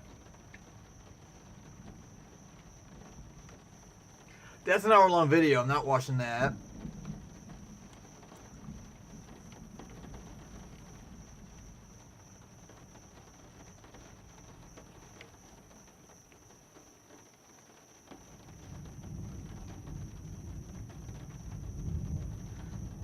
Scary videos that ruin your sleep. You know what? 28 minutes. I have short sleeper syndrome. I believe he still does. Yeah. This video is like 2 months old. So yeah, he's still making them. Which, you know, more power to him. I mean, we all know it's fake slop, but we still watch it. He's just got a gold mine going. Oh, he's got another video a month ago. A TikTok user named Keely says she often gets motion alerts from the security camera in her basement. But every time she checks the video, there's nothing there. Except this. Also, I just wanted to say this disclaimer about me. I am a firm believer in ghosts and the supernatural. But I do believe like 90% of ghost videos are fake. This time.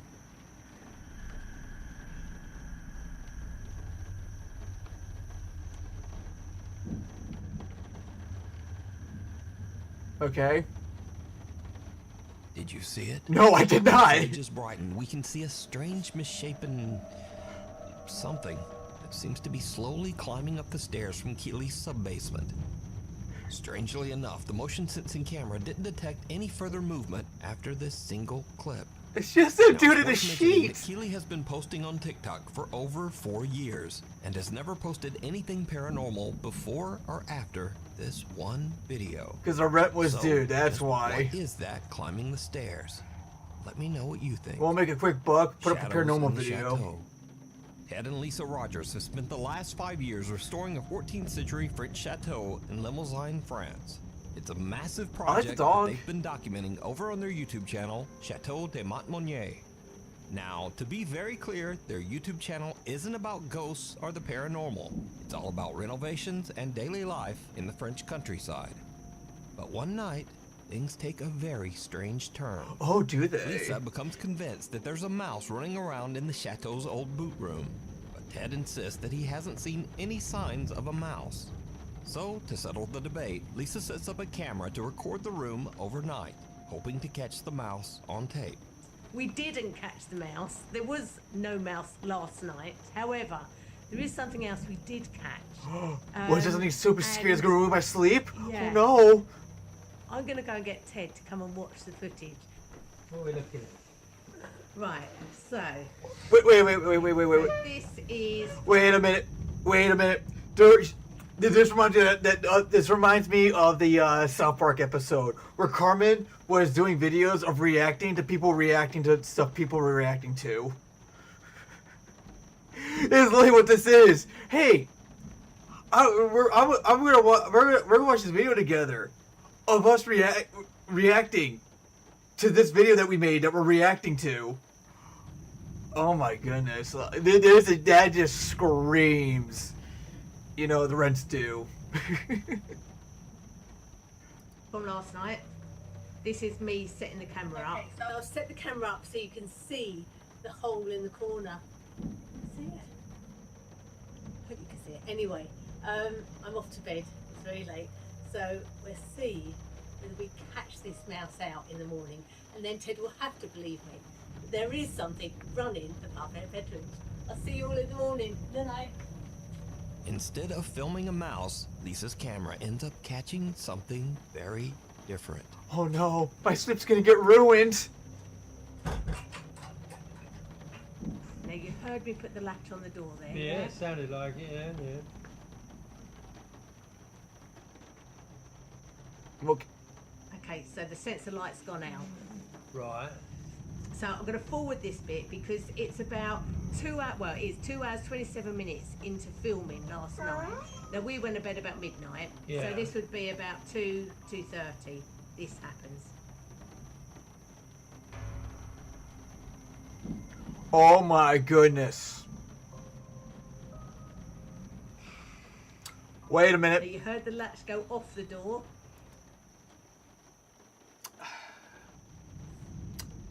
Hold on. This is actually bothering me. I'm going to film a mouse running around. But yet, I'm going to have the camera angled where it can't see the fucking floor at all.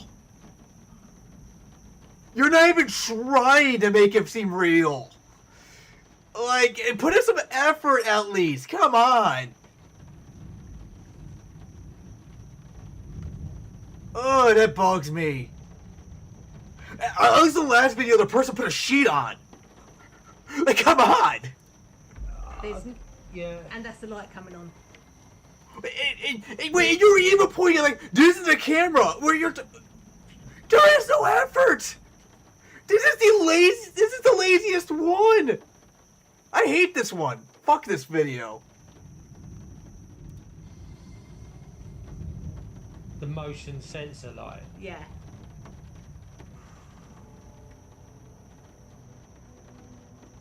Bloody hell, what? There's shadow there. Yeah. Yes, I can see a shadow moving across it. Yeah. Keep watching. Are you guys gonna find that mouse? Oh my god. What? That's gotta be an animal or something, isn't it? That was a big shadow for an animal. How? You can't. How can an animal get up You so... can't have put the latch on. I put the latch on because you heard the latch go on. Yeah. And you heard the latch come off. I didn't actually hear the latch come off, but you know. Right, but let me play that again.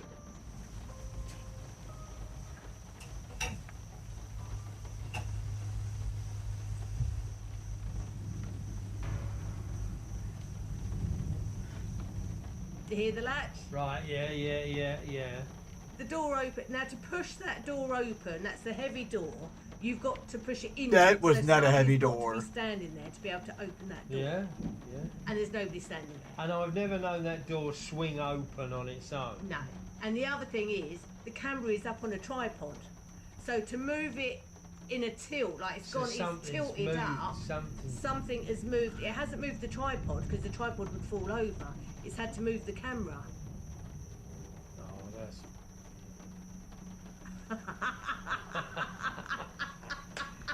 I don't know, mate. I don't know. It's the shadow that got me than anything. The shadow walking. That's weird, isn't it? I don't. That is just I don't bonkers. get it. The door to the room unlatches and opens. A motion sensing light turns on, and a creepy, unexplained shadow seems to glide across the room and actually move the camera. Lisa says that despite the eerie incident, there's nothing to worry about, and the Chateau de Montmonier is still open for guests. We have lived here for 5 years and never had any ill feeling whatsoever. No, I can't But say that there is. that is pretty. I actually hated that one. That was so. You might have called something else. I like you saying that these are clearly not fake, sure what but that is was going on just so low effort. It bugs the shit out of me. I don't disbelieve. Let's put it that way. But it's just kind of freaky, isn't it? It You is know, a bit freaky. That's It's just weird. yeah. The figure in the frame. At Mayaka River State Park in Sarasota, Florida, visitors have long claimed to see a pale, ghostly figure drifting silently through the park. In this next clip, Alicia Galvin stands inside one of the park's historic 1930s log cabins while her boyfriend films. He catches something truly chilling. Oh no. Is my sim gonna be ruined this time? This is so cool, isn't it? Yeah. What the somebody in there with you? No. The fuck? Behind Alicia, a pale white figure seems to walk through the old cabin before vanishing into thin air. So I'm not gonna. That actually looks like an legendary SCP. ghost. That looks like a weird SCP. Or just clever editing. You decide. Night terrors. A concerned mother says that her young daughter Cora has recently been suffering from intense night terrors. Their family doctor suggested she record one of the episodes so they could get a better idea of what might be happening. So one night, she's filming little Cora, and she captures something truly chilling. Oh no, my sleep.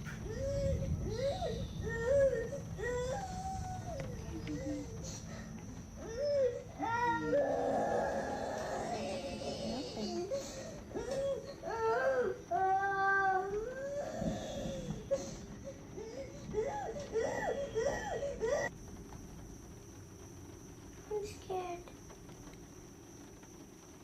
Scared? Are we scared, baby?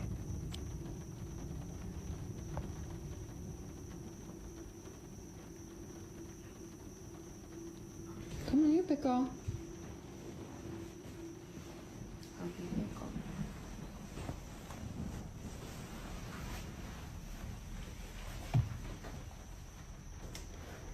I'm a big girl. It's okay. There's the vent right there, baby. See? The vent pushes the door.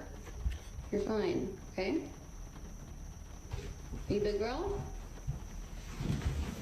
Get scared, just remember. Baby Lenny's here, mommy's here. We're all gonna be together in the same house. It's gonna be okay. Let's go to bed.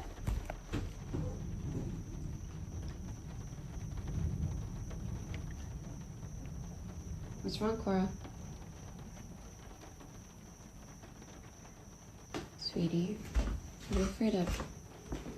You're scaring me, honey. Oh, see?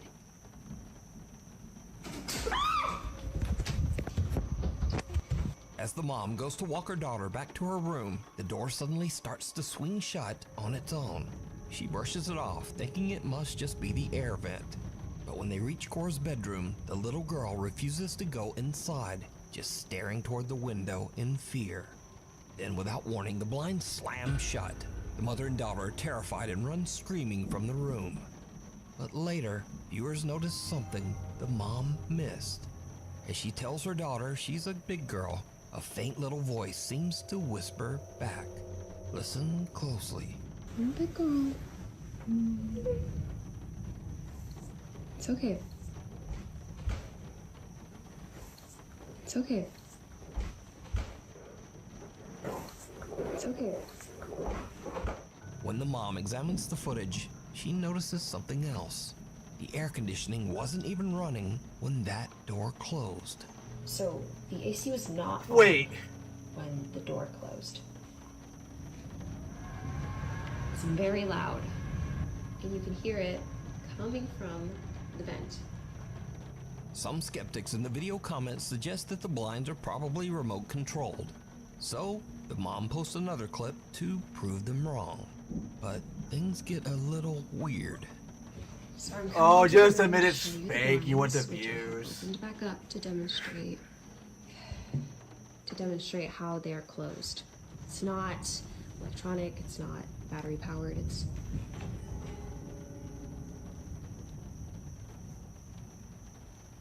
It's not creepy.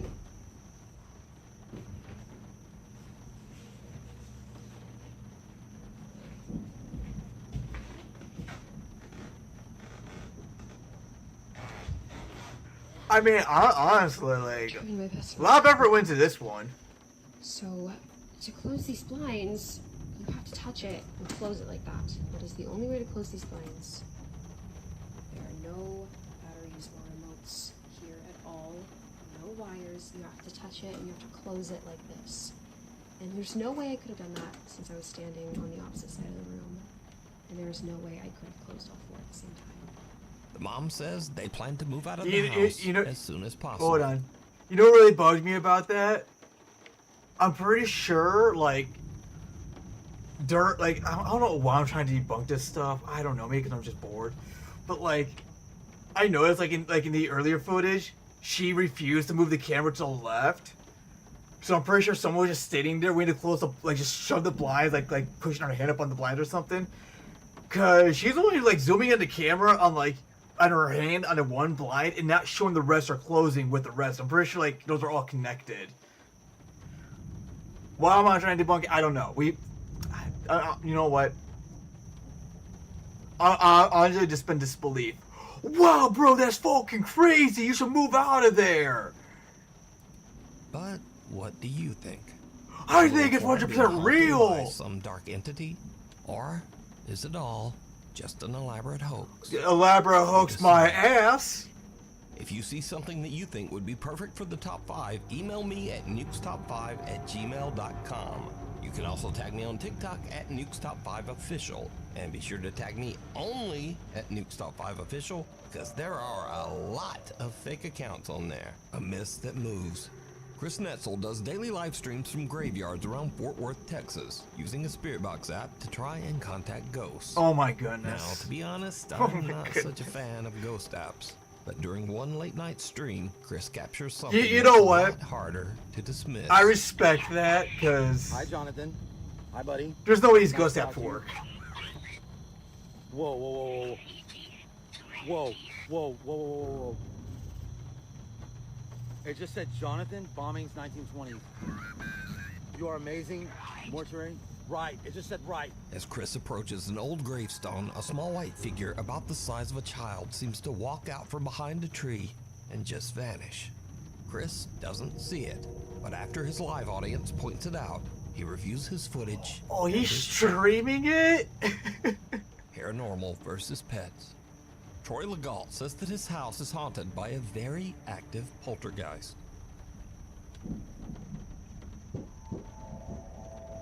Pounding on a door. Yes, yes, that's what poltergeists do.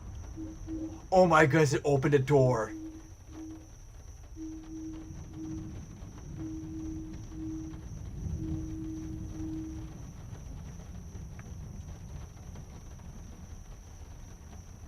I'm more focused on the floppy thing on the table than anything else.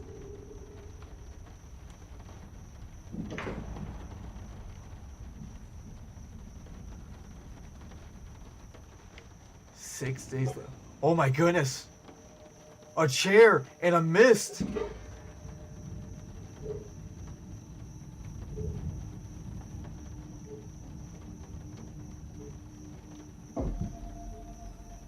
Man, this ghost really hates chairs.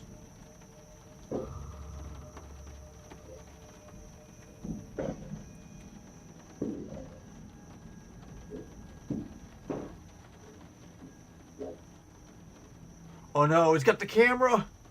He's got the camera! Anyway, so it's gonna be like a jump scare from like an old fucking video from like the 2000s. You know, the car driving through the nice little thing and the zombie's like, Rah! Honestly, that would have scared the shit out of me right now. It probably still would.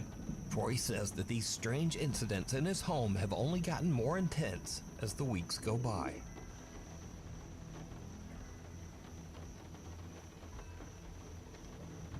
Oh my goodness, there's a ghost in the back. Look at him. Look how fast he's moving. That's clearly a ghost.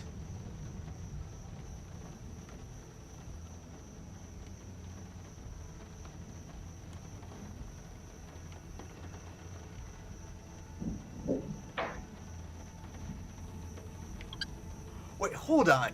Hold on. I'm just gonna okay, because just for the sake of it, I'm just gonna do this on the other monitor. Did it say like? Did it not say like? The chair moved, and 6 days later he comes home.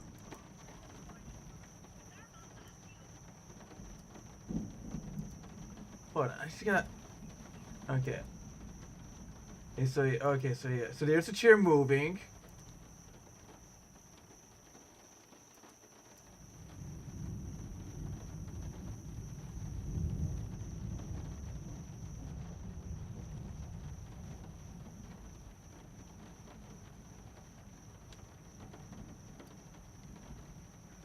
Okay, I just have to rewatch it.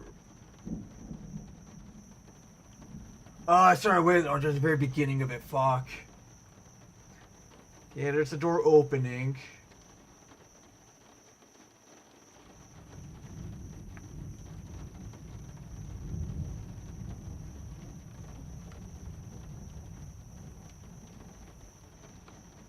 Okay, there's the growling, yes.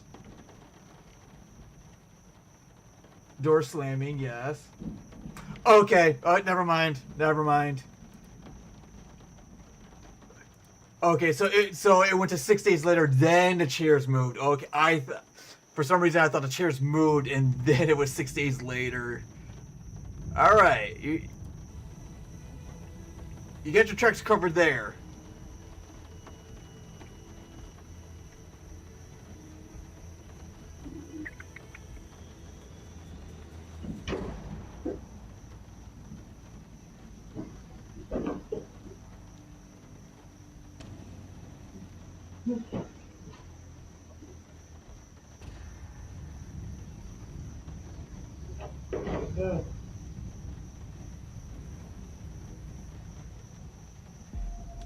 Why do people get so scared of this stuff? I've been encountering paranormal stuff for my entire fucking Troy life. says that the poltergeist has even started trying to interact. And I've had some freaky incidences, but I just get more intrigued and scared when it happens.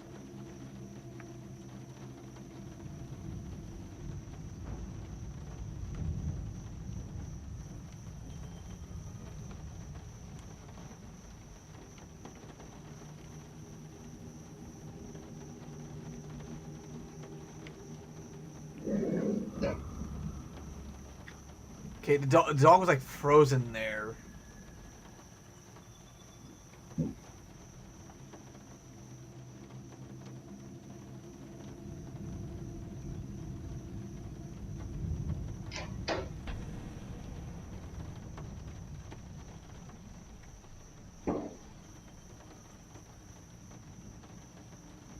I see a lot of paranormal activity going on. The dog not freaking out. That's pretty real. Okay, now the ghost is making a mess. It's like something wants to play. It's like phasmophobia. Part of it. The ghost just starts throwing fucking shit at everywhere. As objects in the kitchen come crashing down behind him. And now, this brings us to something interesting. It's often said that cats and dogs are more sensitive to the supernatural, that they can see things that we can't. In these next clips, we'll look at a few more pets who might just be seeing the other side. First up, Miley Riso says that she's been experiencing some strange things in her home, and she thinks it might be haunted. It's a good room. I swear to God, I just thought I saw something in the corner of my eye. Seeing something that Miley can't. I think it was my hair. It goes wild, knocking things over, hissing, and even scratching her. Miley grabs her phone and starts recording as the cat just keeps freaking out, still seeming to sense that there is something dangerous nearby.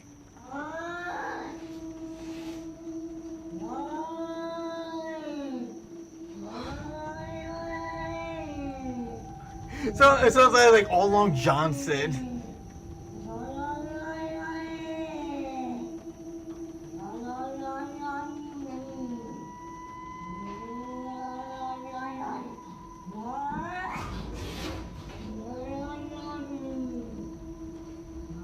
Miley says this particular video kind of aggravates me because I'm worried that she drugged her cat to make this fake.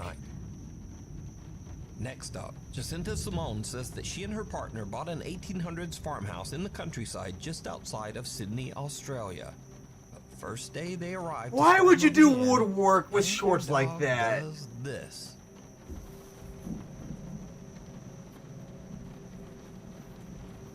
What is it? What is it? It's a wall.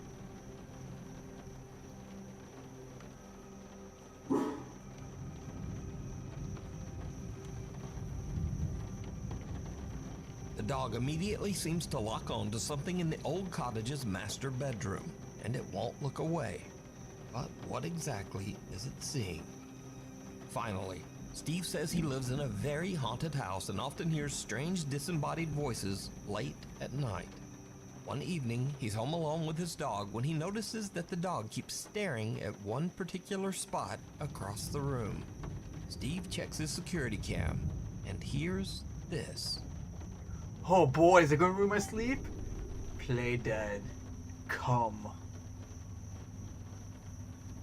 Some unknown female voice says, "Play dead," and then immediately after says, "Come."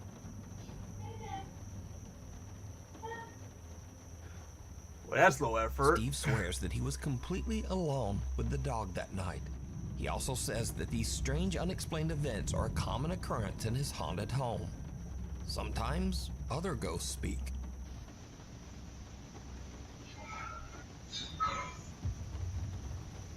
And then sometimes a ghost might just walk through the wall.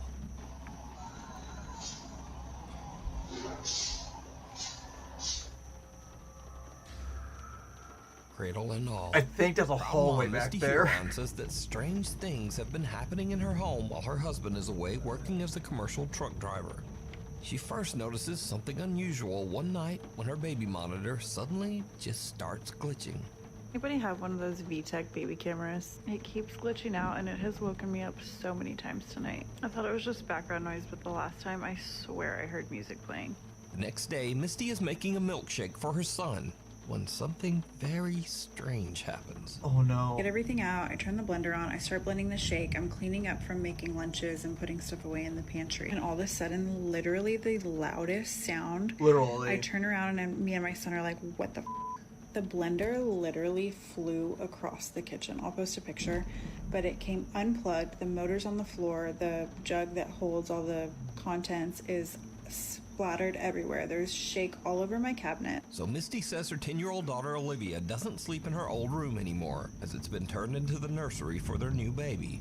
Olivia has a new bedroom upstairs now, but her old bunk bed still sits in the nursery, empty and untouched. One night, Misty is watching the baby monitor when she sees something that sends a chill down her spine. Oh my god, you guys. Oh my god. So I've been recording the baby monitor anytime the sound or the motion detection goes off so that I can show my husband because he's on the road and I wanted to send him all this crazy shit that's been going on. Watch this video and tell me what you see. I literally ran up there so fast. There's nothing in her room. I brought her downstairs. This motion and sound detectors are still going on. I'm freaking out right now. Did you see it? No. Right above the sleeping baby, something moves in the top bunk. Misty rushes to check, but there's nothing there. She posts the video online and viewers urge her to show more of the upstairs area where this strange incident occurred. And that's when things take a terrifying turn. Okay, a lot of y'all were asking about the room situation, so I'm gonna run that through real quick. We moved my daughter from this room into this room. She got new furniture. That's why the bunk bed is still in there. Then we moved the baby from my office, which used to be her bedroom, now it's my office again, up into this room. I cannot even breathe walking in this room, so I am truly terrified, but I'm gonna walk y'all in here real quick. It's gonna be Rick Astley. This is the bunk bed. This is where I took her out of her crib. Ran up the bunk bed. There was nothing up there when I came. We have her rocking chair, her changing station, her closet with all of the stuff that we still need to put up. This is where I have everything that was gifted. I know a lot of y'all were saying check stuff that came from a thrift store or that wasn't yours because it might be causing it. I will show you guys up here. There's nothing suspicious. There's no hair from like a rat or something that could have came in. This is marker. These are still tucked in on the sides, like they're still tight from, you know, if somebody was trying to be underneath the blankets. I don't think that's plausible, so I don't know. I have no idea what could be causing it. Oh my god, it's rocking. Misty screams in terror and calls for her kids as she rushes from the room. She says that they stayed with her parents until her husband returned home. So, what do you think?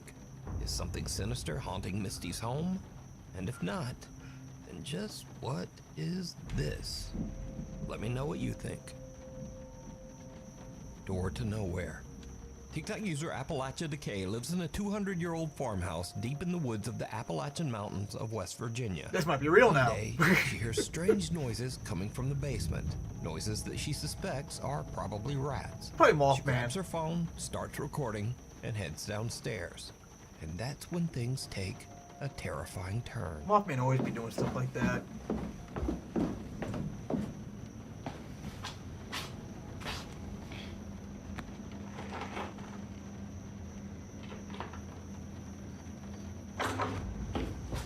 Behind one of the basement doors, something seems to move, and the door handle is yanked.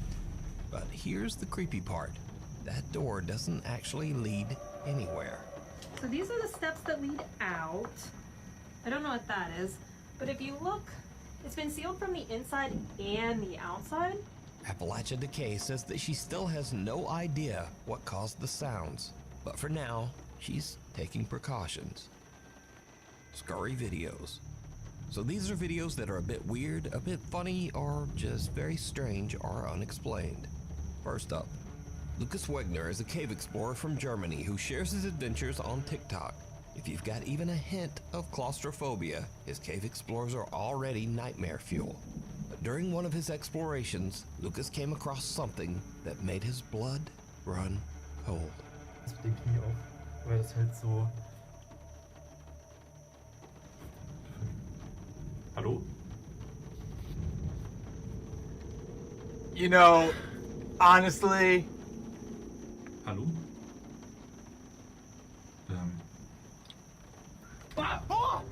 That's a dick This was move! a Logan Paul moment there for a second, but no, this person is very much alive. The body was actually one of Lucas's climbing partners, who was hiding in the dark just to give him a good jump scare. That is such a dick move. What about you? Like, I was gonna say, like, that is... It is... I'm pretty sure it is not common, but I mean, it is, like, probably uncommon-ish to find a body if you're cave exploring, because, you know, I guess people die in there all the time, so... You know, if I saw a video like that, I'd be like, I mean, I would actually, like, you know, like, it could be real. I could actually believe it was, but that's just a fucking dick move. It's funny though. I like that one. Next up, YouTuber Ali runs a channel dedicated to the popular cartoon character Bendy. In this clip, he's interviewing Lauren Singer, the voice actress behind Alice Angel in the Bendy game series. But Ali catches something on camera that shocks him to his core. I got the part. I was not expecting that, but I got the part, and I remember being in the session with the character designer and with the voice director, and I told them, I have something to share with you, but I want to wait until we're done the session because I don't know if I'm going to be able to do anything else. Everything okay? I'm sorry. I just, you know, there's a problem with the background and your face is reflecting the mirror. Oh, I saw you jump. Yeah. I got scared so much. Oh. Yeah, because this is a chroma key. Oh my god. I'm so sorry for interrupting you. Oh my That god. is hilarious. You need to keep that in the interview. You have to. So it turns out that Ali's mirror is perfectly reflecting Lauren's face from his monitor and projecting it over his green screen background. So it's not a hoax, but that is pretty elaborate. That is pretty creepy. In this next clip, two members of the housekeeping staff go to clean a hotel room. What they find absolutely terrifies them.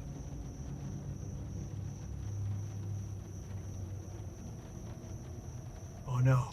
It's a megalodon. Oh damn. Okay, so the reason this is not a regular entry in the list is that when I researched this, I couldn't find any information about what the hell is happening here. The clip is apparently from Malaysia, but the online stories about the video are all over the place. Some people say they saw a ghost in the room, and some people say there was a person in there. And some people even say they walked in on a guy taking a shit. But no one seems to know for sure. So just what do you think sent these two a running? Especially this hero right here. Let me know down in the comments. Anyway, that's all for this time, and thanks for watching. That dude was literally just on his phone and probably heard a scream and started going out running. Well, my sleep is ruined now.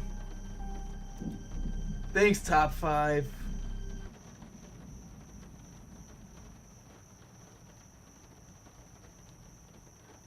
Alright, I think we'll do one more. Well, because it's like top scary videos don't watch alone. I'm not alone. I got chat. Chat can hold my hand. Right?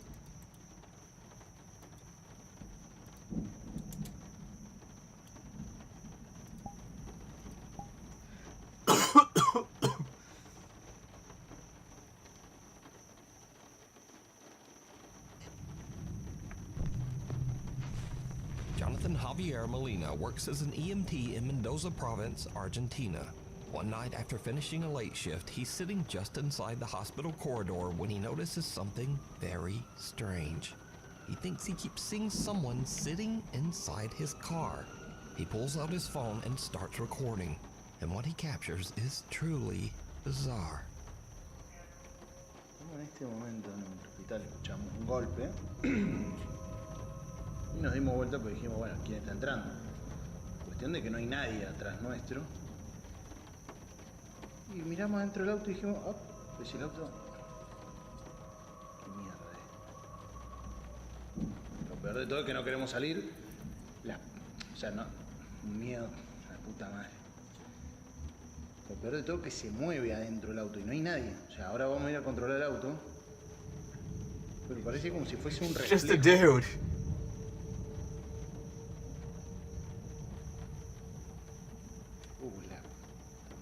Oh, no, I wonder if this is his reflection.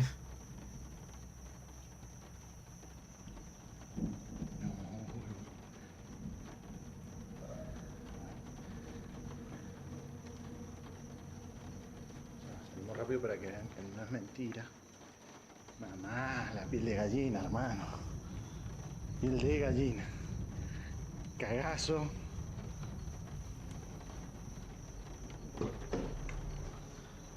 Nadie. Nadie.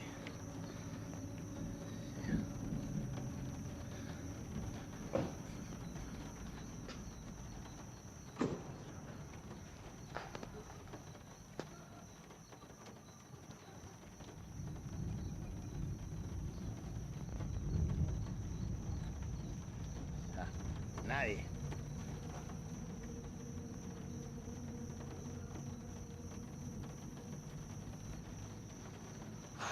Un montón.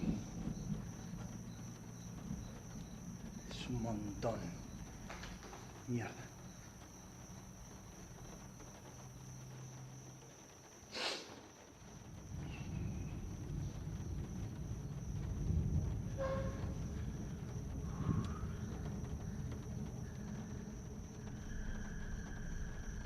The reflection's back. Encima nos mira la puta que te parió.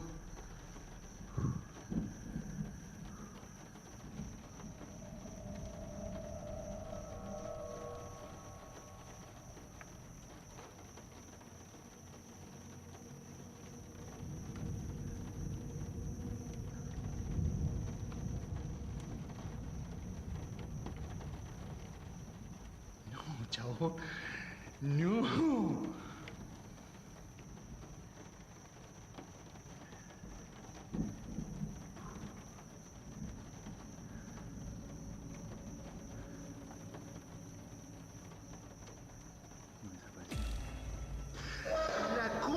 Jonathan films through the glass doors and spots a pale, translucent figure just sitting in the passenger seat of his car. It's faint, but the shape is clearly there.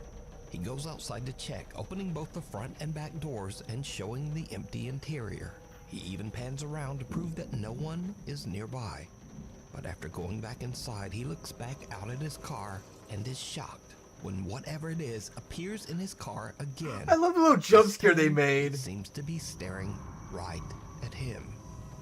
He's waiting, boop, pops back up. So, did Jonathan capture a ghost outside the hospital trying to hitch a ride? And if not, then just what is this?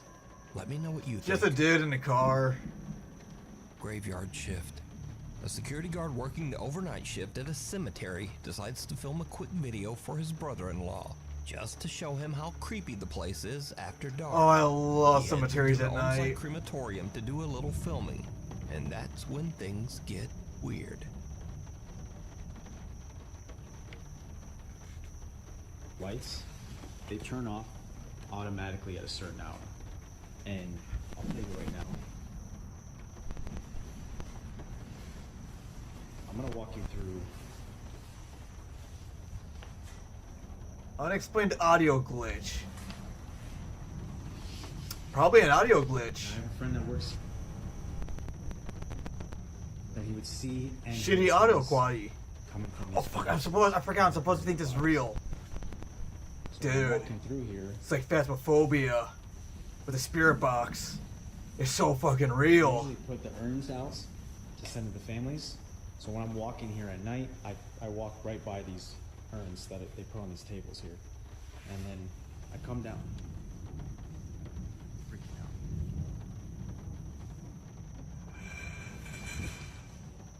Whoa!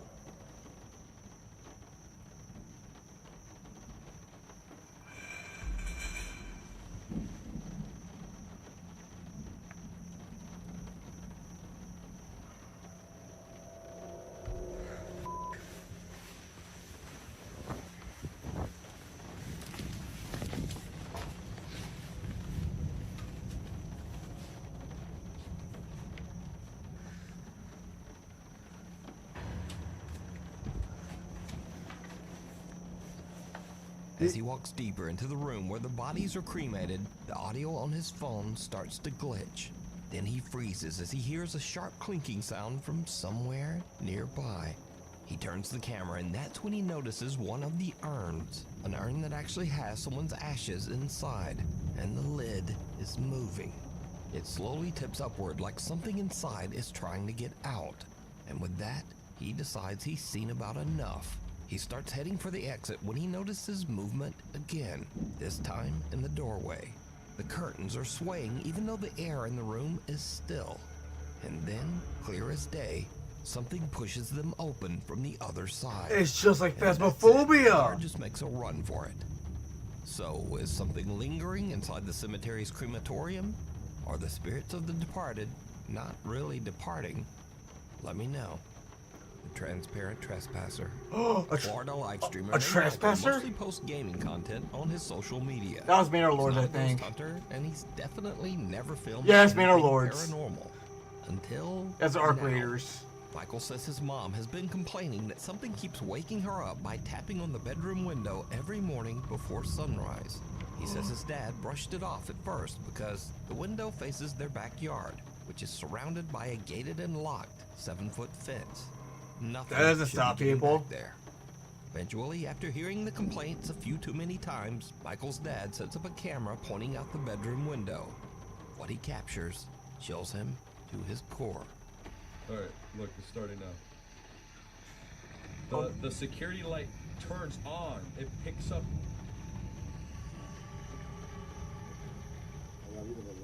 And then it walks back. It's at the corner of the house. What are you filming? You see him walking? It's like a short guy. Okay, listen. And then you see the... He's just a short king. Leave him alone. Y los arbos se movió. Y camina, o es una persona, no es una persona chiquitica, muy chiquitica. At 4:27 a.m., long before sunrise, a small translucent figure strolls through the backyard along the tree line. Now, normally I'd just say it's a little kid and probably some bad camera compression, but something about this figure seems a bit off. It doesn't really move like a child, but more like a very small adult, maybe 3 to 4 feet tall. And also, why would a child climb a 7-foot fence at 4:27 a.m. just to wander around someone's backyard? Oh my so goodness. What did Michael's dad capture here? A spirit? A dwindling? I love when people try to find reasons like, but why would a kid do this? Why do kids do anything? As always, They don't fucking know. Run through the jungle. Over on the YouTube channel, Josh the Intern creator Josh McCartney films his outdoor travel and adventure as he explores the world. In one video, Josh heads deep into the jungles of Sri Lanka in search of one of the country's oldest prehistoric sites, the Belalina Cave, also known as the, quote, Cannibal Cave. Ooh. As Josh treks further into the jungle, two men suddenly step out from somewhere in the brush, and they begin following him.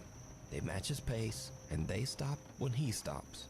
Eventually, they catch up, and one of the men tells Josh that he should follow them because they, quote, want to show him something. Josh immediately gets uneasy and decides to start filming. I've been joined by some friends. They're showing me around. Very cool. I thought it was a bit strange that as soon as I began filming, they moved out of the shot. But I tried to ignore them and stayed focused on filming the cave I'd worked so hard to reach. Yet every time I lowered the camera, they would tell me to follow them as they wanted to show me something. At this point, I did feel quite uncomfortable, but I decided to give them the benefit of the doubt. I think these guys want to show me something. All right. We're going this way? But when I finally saw what they wanted to show me, everything changed. Wow. It was an abandoned house, and they wanted me to go in first. Okay, I'll follow you. After you. And at this point, out of the corner of my eye, I noticed one of the men was moving behind me. And at that moment, my gut instinct kicked in loud and clear. Get out now. I'm just gonna get one more shot, okay? One more shot. Oh, sorry, I'm just shooting, filming, and doing more. And then I'll come, okay? I stayed calm, acted like I wasn't suspicious, and slowly walked back towards the entrance. But it seemed like they didn't want me to leave.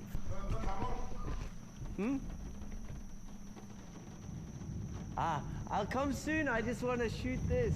But you go, I'll stay. And then I come later. I'm just filming everything. Okay? Alright, this one we get the benefit of the doubt. I pretended to take the shot, and when I saw they were distracted, I made my move. At first, I walked at a normal pace, as off camera I had told them I'd forgotten something on the trail. But then, I heard footsteps coming after me, and that's when I ran.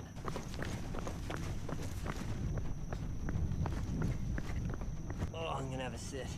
Alright guys, so I have made it to safety. I wanted to wait until I was off the isolated road because there's only one way up and one way down to that cave. The adrenaline is rushed out of me. I ran down that mountain. That's why I'm very, very sweaty.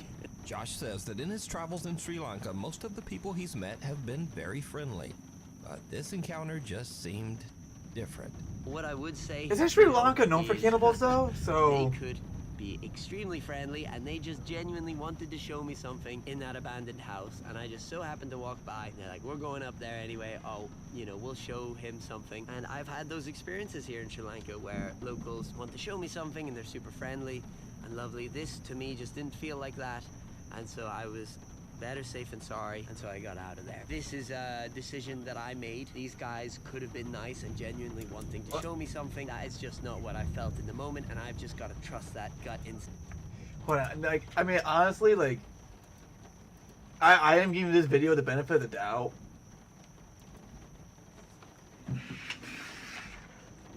Because that could have been a serious situation.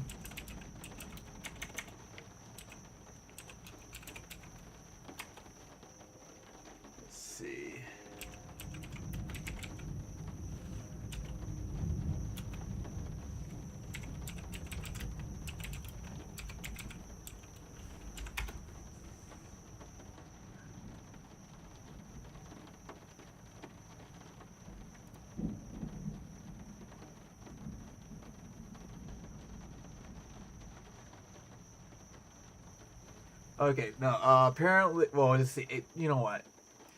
I got yelled at for just reading the AI answer yesterday.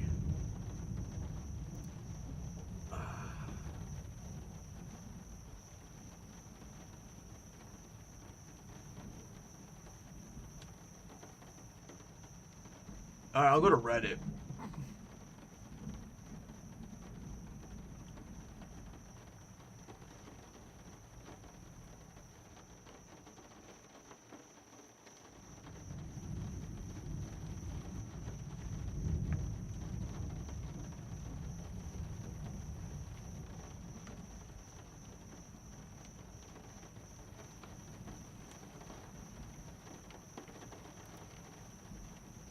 Alright, this is just a article someone posts on Reddit.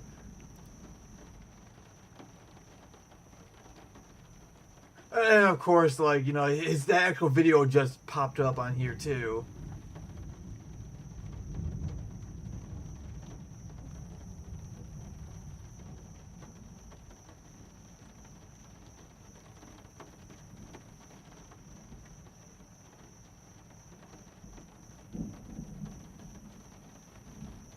I mean, I'm not doing too much research into this.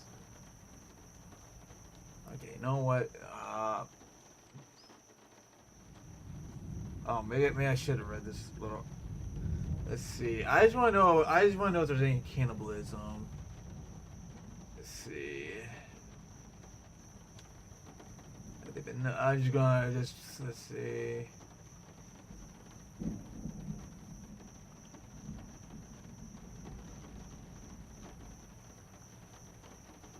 Let's see. Wait, there's the word cannibalism. Let's see.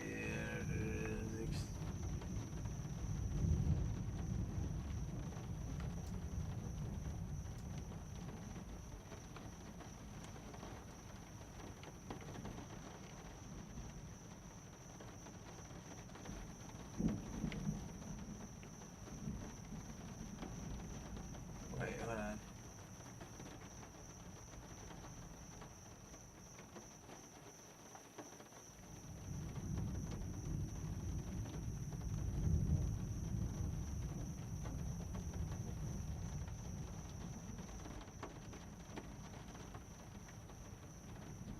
Okay, so judging by the very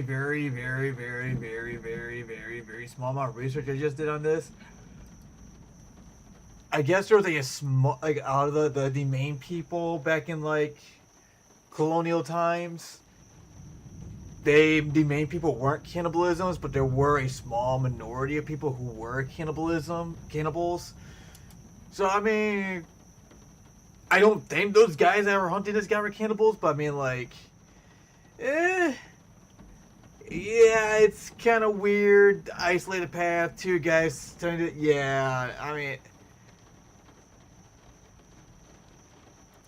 especially when I'm out there, remote. I don't have any input whether this video is fake or not. Honestly, Josh is a little more optimistic than me because I don't think there's a chance in hell that these guys were up to anything good. But hey, let me know what you think. Were these guys just being friendly?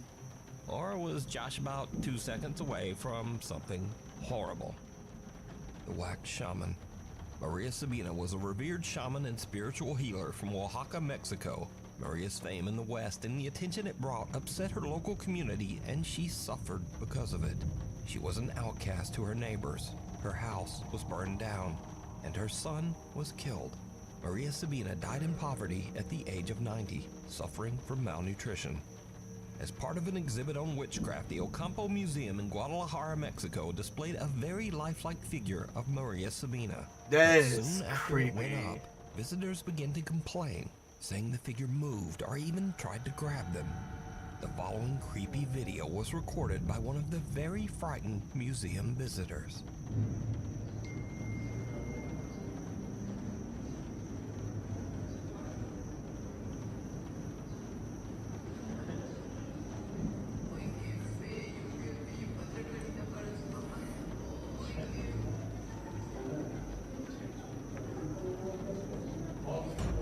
Ay, hijo de... Güey, ¿qué pedo? The wax figure of Maria Sabina appears to quickly turn its head and look directly at the man. And as you might expect, he just freaks right out. Ay, hijo de... Güey, ¿qué pedo? The man showed his video to museum manager Ricardo Barbosa, who posted it online, and it immediately went viral. Ricardo posted a second video to prove that the wax figure of Maria Sabina is definitely not supposed to move. ¿Qué onda, amigo? No, amigo, no manejo nada de mecatrónica. Es una figura totalmente en cera. Mira, es una pieza total rígida, no se puede manipular. Te digo, no tiene nada. Te digo, mira, te muestro. No hay cables, no hay nada, no es un robot. Es una figura totalmente en cera.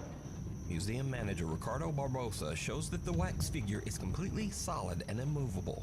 It contains no gears, no wires, and no motorized parts.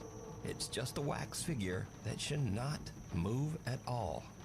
So what do you think happened here? Let me know down in the comments. Secret roommate.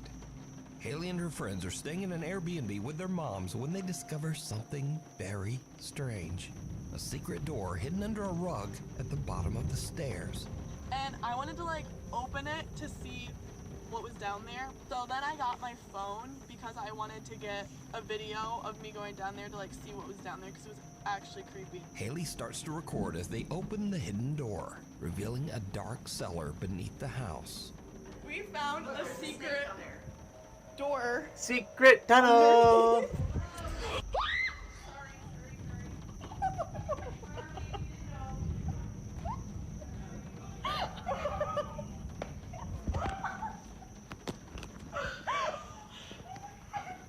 So it turns out someone is living down there. A woman's voice suddenly yells up at them from somewhere in the darkness.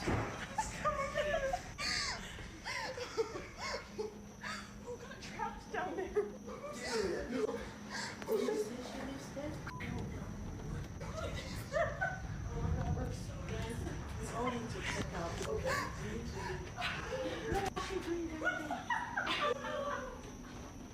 Now, they say they have no idea who was living in the cellar, but I have an idea. It was the owner. That's what I think. Because I featured several videos on this channel of weird people who rent out their house and then just secretly hide inside somewhere. What the hell? You're the people that I lent the house to, right? Yeah. You're here on holiday? Yeah, who are you? I own the house. I'm Richard. Hope you don't mind. But What the but it's a bit weird. What's happening? What's happening here? no, this should be no problem. I'm not going to interfere with you. But you're interfering with me now. No. And you where's your clothes gone? Where's your clothes? They're in the washing machine. So, next time you stay at an Airbnb, just be aware that the creepy owner might just be living inside there with you. And that is truly disturbing. I mean, there have been cases of like people living in people's houses without them knowing If you and see something whatnot. that you think would be perfect for the top 5, email me at nukestop5@gmail.com. Oh, but even then, like, that Also just tag me makes on me when I want to go to TikTok at Airbnb even nukestop5official. more. And be sure to Ugh. tag me only at nukestop5official. But, I mean, I wouldn't like want to go to hotels or Lots motels or of anything. fake accounts on there. I don't trust it. TikTok user Chicky Chica says that her granddad collects old antique dolls and mannequins. Oh, that's very Something creepy. that really creeps her out when she goes to visit her grandparents. One night, she's busy on her laptop in a room full of those old dolls, when suddenly she sees something that chills her to her core.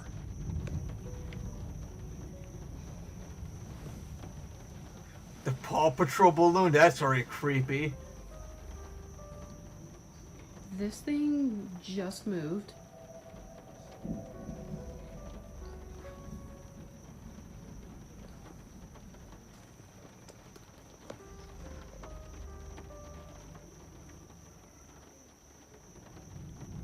Bites her finger.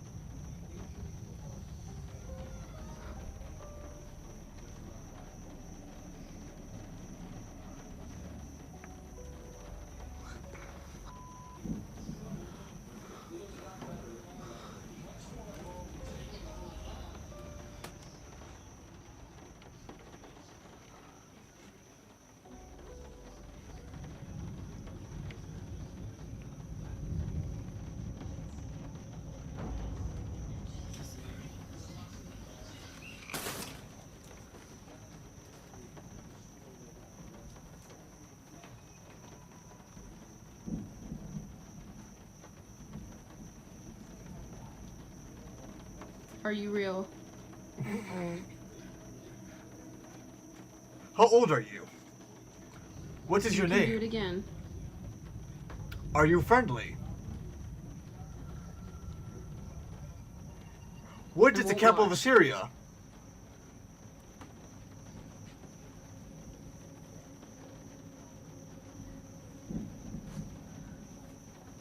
Oh, this one's really dragging on.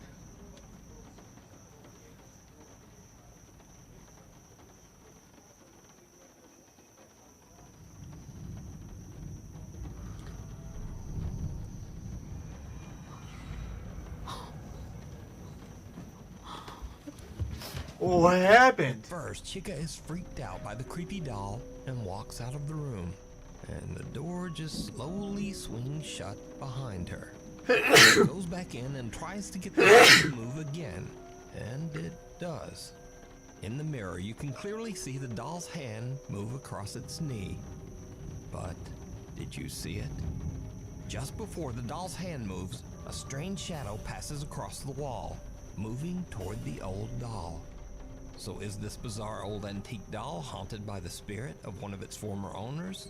Or is it all just an elaborate hoax? You decide. Pulled under.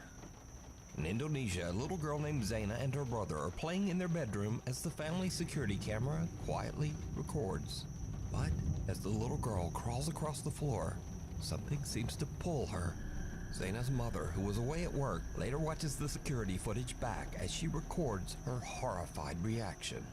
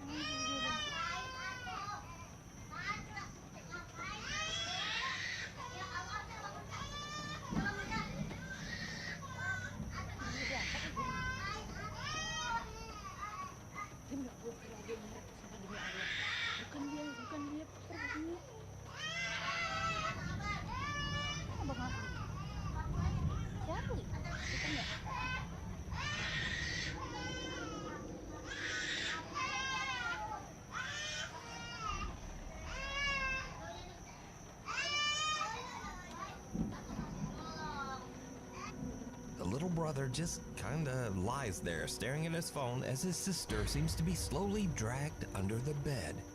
Zaina starts screaming. Whether in pain or fear, it's hard to tell, but her brother barely reacts. Eventually, he calls for help and their grandmother rushes in, but even she can't pull the little girl out. A nearby neighbor hurries in to help and the two of them actually have to lift the entire bed. Finally, the grandmother manages to free terrified little Zaina and pulls her into her arms. Their mother, whose shocked voice can be heard on the video, says she has no idea what to make of it. She genuinely believes that something pulled her daughter under that bed. But what do you think? Scary videos. This is the place for weird or silly videos, or actually this week it's ones that didn't quite fit the regular list, but are still creepy in their own way.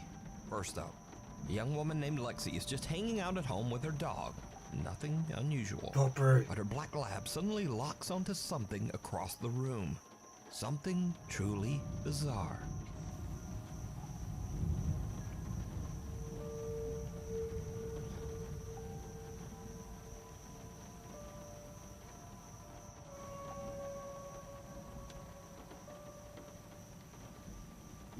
So this video was sent to me a couple of hundred times in email and on TikTok, and some of the people in the video comments are just straight up freaking right out.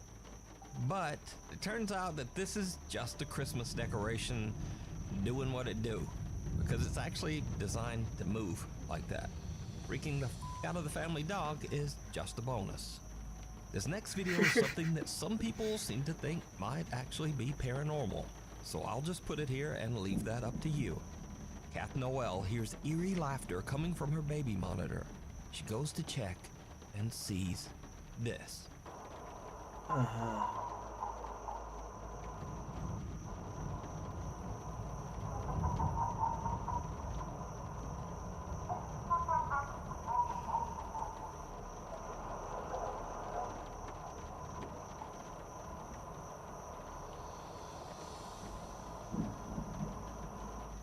The little girl just seems to wake up laughing maniacally and staring at the nanny cam.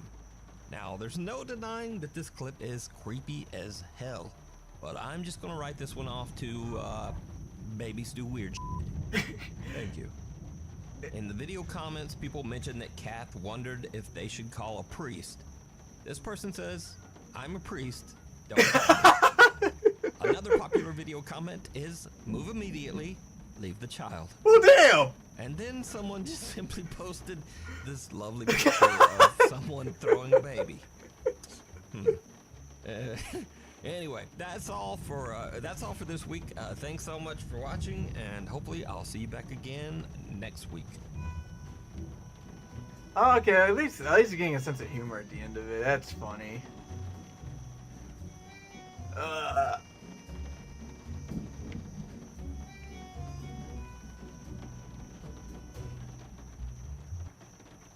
Alright, I'm sorry, I cannot do another one. I am not doing two of those in a row ever again. That was actually pretty exhausting.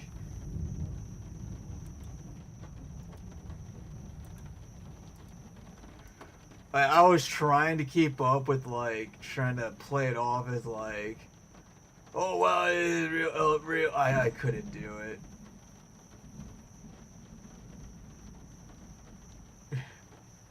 That shit took out a lot more than I thought.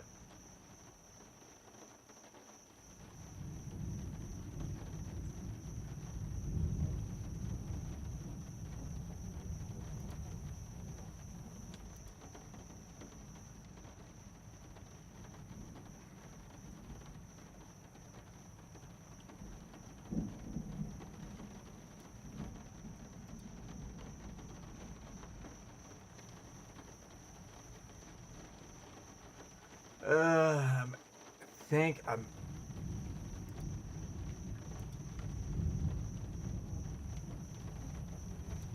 I gotta know. I honestly don't know what to do right now.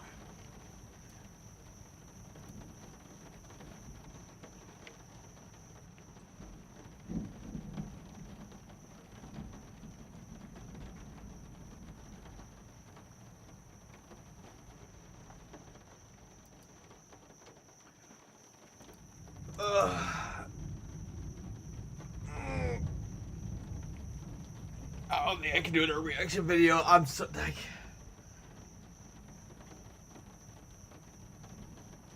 I think doing one of these videos, like for like reaction days or whatever I do, is fine, but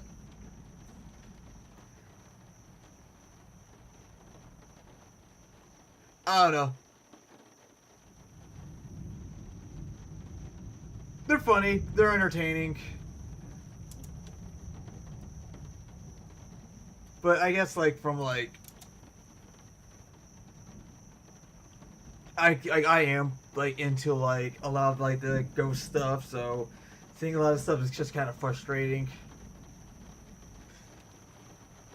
So okay, well, lesson learned. If I ever want to watch Top Nukes 5 whatever videos I get, I'm only doing one, and then one per stream.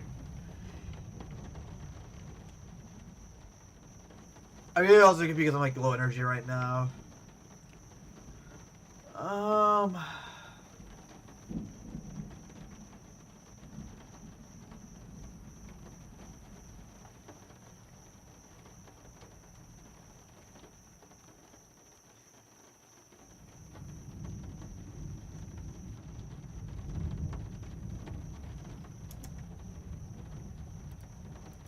You know what I could? I guess I could play some Destiny. Because I've been slacking on that because I'm playing Skyrim and ESO. And I still want to play those games, but I don't know. I don't think I like streaming them that much.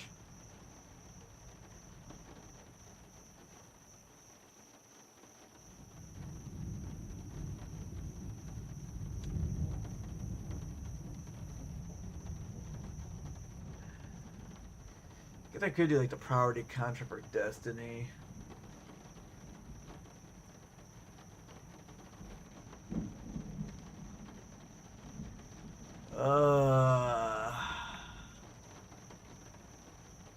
I could always do Warframe, but I don't know what to do in Warframe anymore.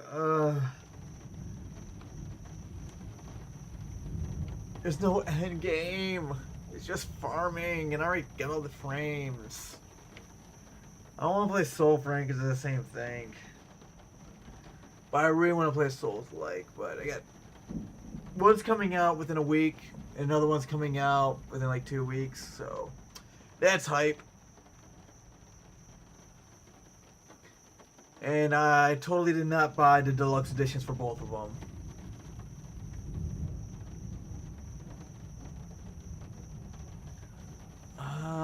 I don't want to go world searching on this game.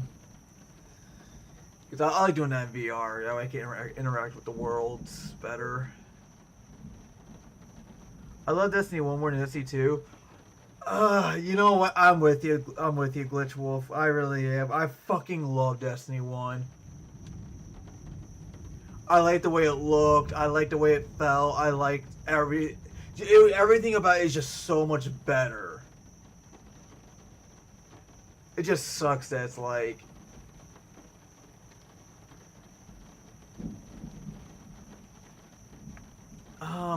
It just sucks that like it's just not supported anymore.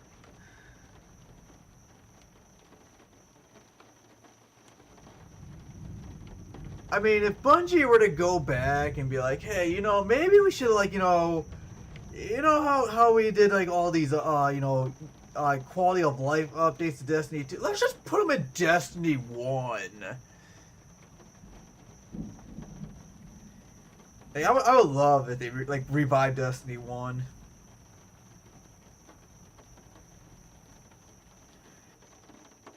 I think wasn't there like a rumor back like a few years ago where there was like a rumor like Destiny 1 was gonna merge with Destiny 2, but then Bungie shot it down saying like it's just not physically possible. Because I remember them saying like, you know, transporting D1 weapons to D2 is not as easy as people say it is. It's not just copy and paste. They actually have to rebuild the weapon, not from scratch because they already have the templates and everything. But I mean, like they still have to rebuild the weapon into Destiny 2. So we're not as like, you know, as much of a process as building weapons from scratch, but still, there's still a process to it.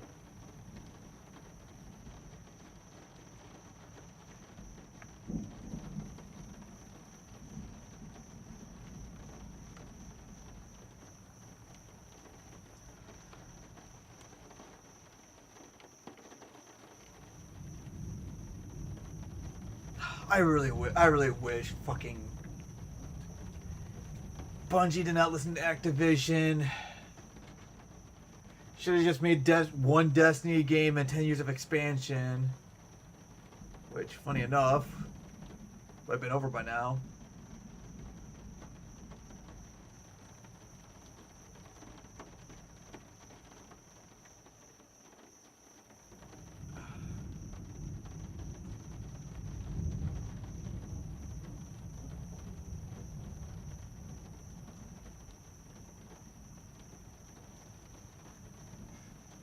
I don't know, it has been a while since I played Destiny 2. I think I'll hop on some Destiny 2. I probably won't do the full priority contract, but at least get a couple missions done. I don't know, I'm just feeling tired.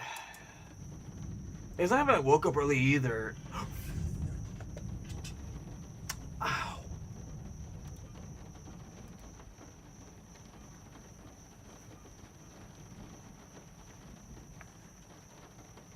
Just a lot of stress going on, I guess.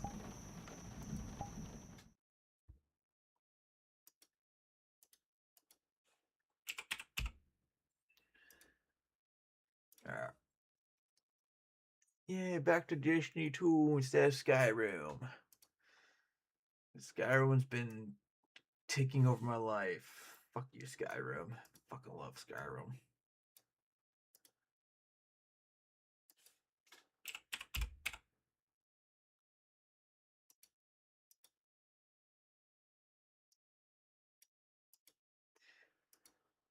I also want to play ESO because I had, for some reason, I had a shit ton of crowns. I bought a couple of the DLC, but I don't know.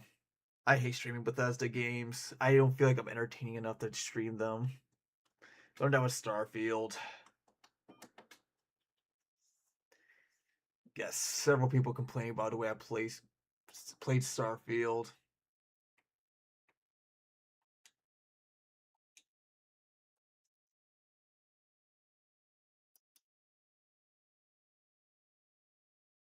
Boop, boop. Alright, before I turn the volume on, because I don't know how loud it's gonna be for you guys, I'll get into like the character selection menu. Is there any monster in this? No, I shouldn't drink caffeine right now.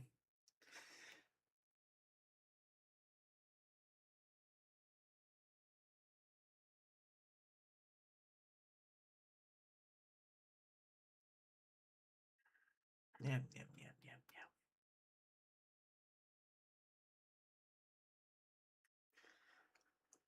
I still never got Monster Hunter working either, which is upsetting. There's my Titan. My big boy. But no, I'm playing as my Hunter. What is this? But I'm not looking at it. Let's see. Text Machinima Weapon Foundry sponsorship starts now. Text managed foundry weapons deal with overcharged damage. Whoa, that's shitty because I never made my cowboy build I wanted. That's gonna focus on those weapons. Alright. Let me get Dim up. I forgot about Dim. Oh, specialist, huh? Oh, and lots of specialists.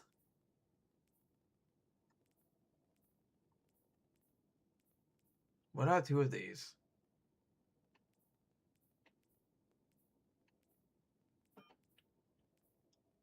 Oh yeah. Wait, no, wait. What? Yeah, why do I have two of these? What the fuck? Oh my god. What was I doing last time I played? It's only been a week. I think. I don't fucking know. I don't even know what day it is anymore.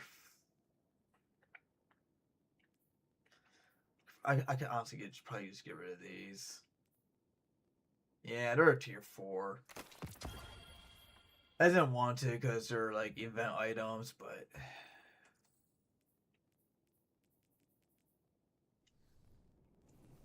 Wolf don't care. I got a shit ton of things in my vault. Alright, let's check the store because I checked the store before reset and check it after reset. Let's see what do you got here. We got the Vicarian chest piece, which means I gotta go to my Titan and get the N7 chest piece. Yeah, I don't like that shader. Now, let's see what we got down here. It's alright, but I don't like to spend money on it or dust.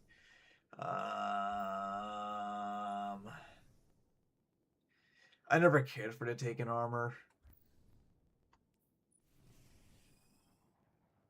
Is this the torture dance? I can't tell. I honestly can't fucking tell. What the fuck is this?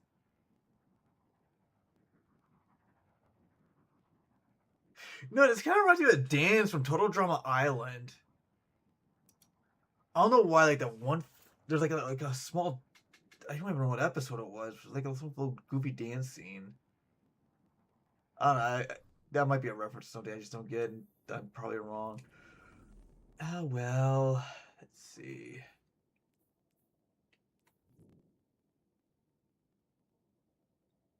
I guess we'll go to a tower and clip my postmaster real quick.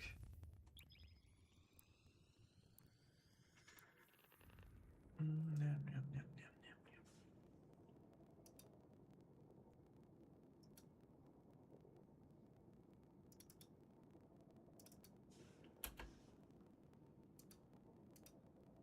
wonder if Ducky's online. Ducky is not online.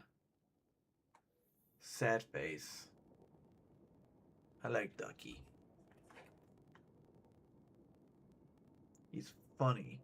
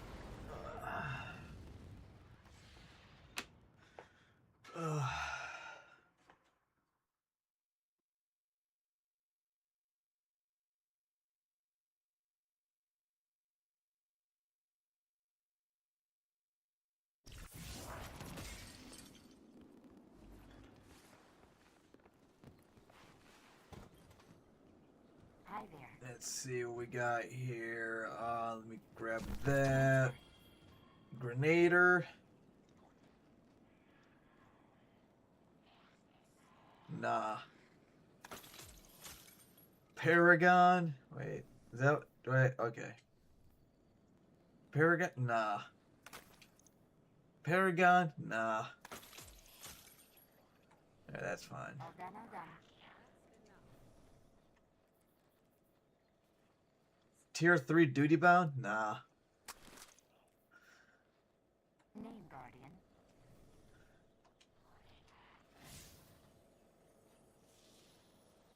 I only accept tier 5s. Adverse update, new armor collection. That actually looks pretty fucking cool. Are those angel wings? Oh no.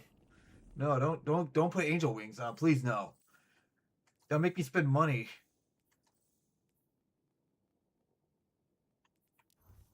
Pretty sure. Oh wait, this is it right here.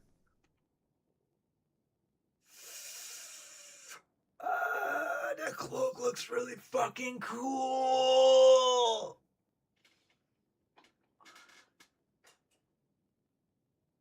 I mean, the helmet's cool, the chest piece looks cool, the arms and legs are kind of meh. But I mostly want the cloak. Oh, that's so cool.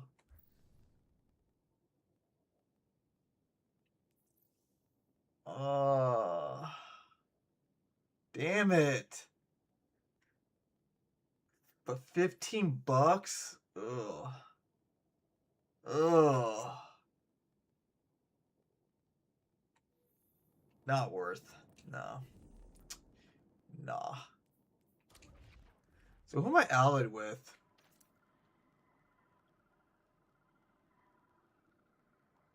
Oh my goodness.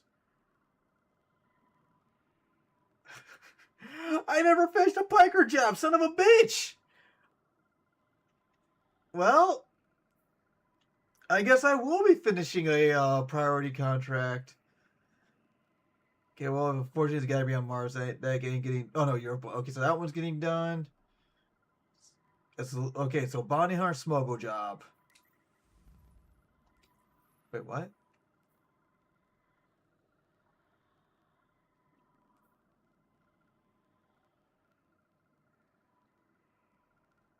Oh, that's invasion.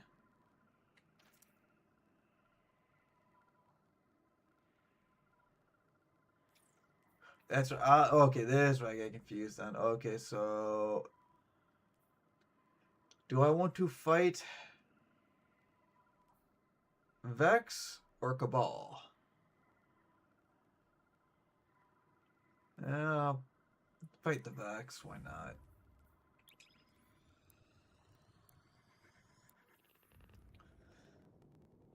Now I just gotta remember to play this game because I've been playing fucking Skyrim.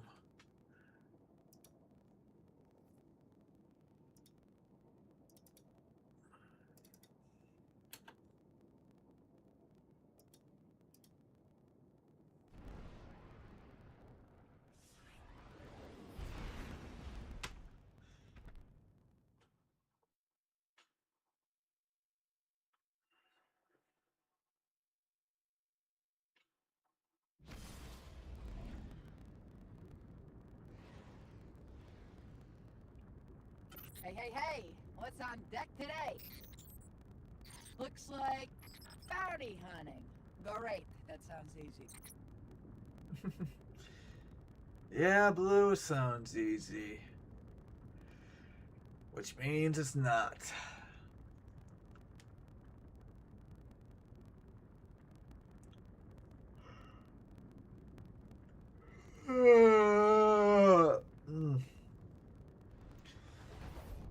It's only 9 o'clock and I'm feeling so tired.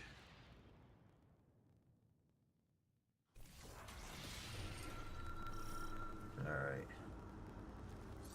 Let me check my doodads, make sure I get everything set up right. Let's see. I don't.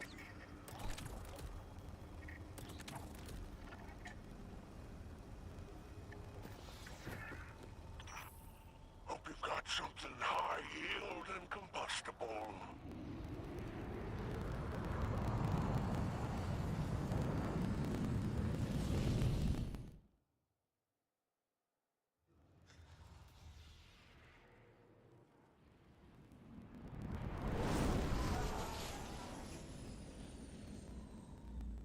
I actually like that they made like Europa Hall.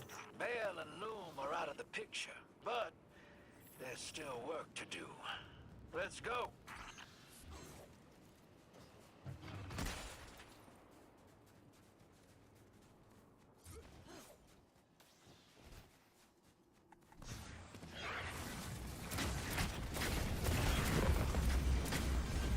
I was that close to leveling up.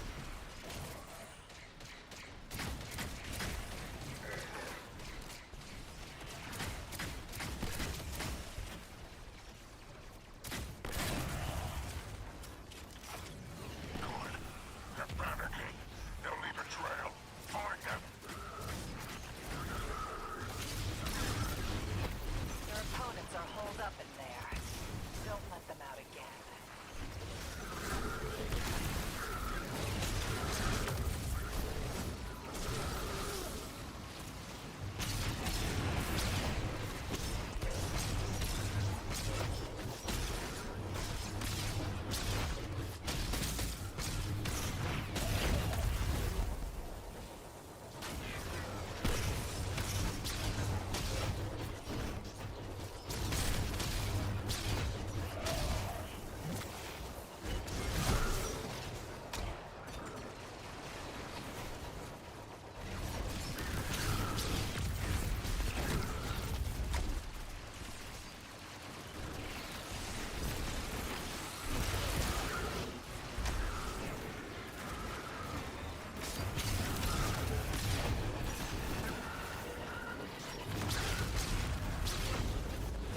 Oh, I gotta do the triangulate thing. Fuck.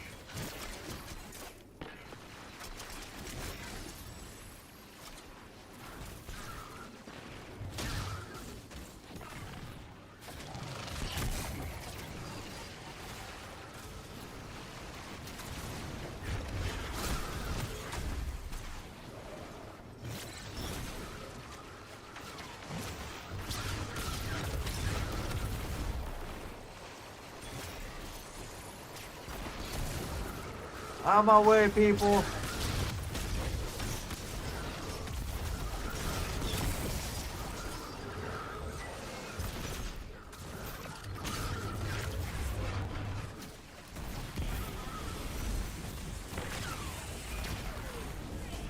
I forget I have my super, which I should have been utilizing this. I'm an idiot. I'm out of it.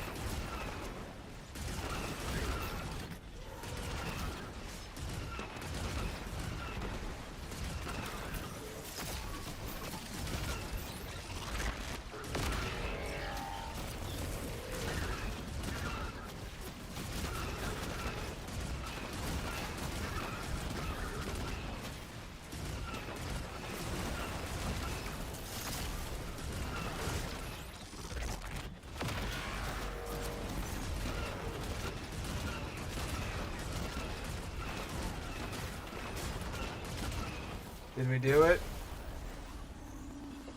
Think like a war beast. The nose, the tracker's instinct, the killer's too. I like that band.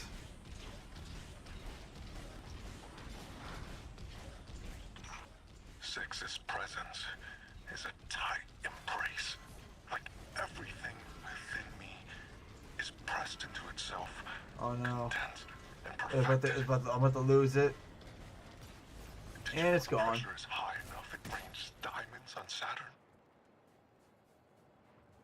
Is that what Six made you into? Metaphorically, Billy could if they wanted to. I'd do it too. Being a vessel is worth the blood. Man, Val, you just turned into like Emil Clark after you lost your hands.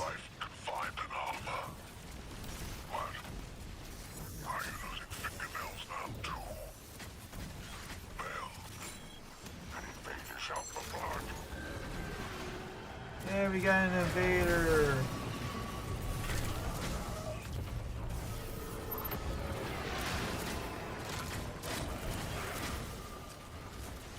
Also, where's our bonus objective? Oh, it's back there.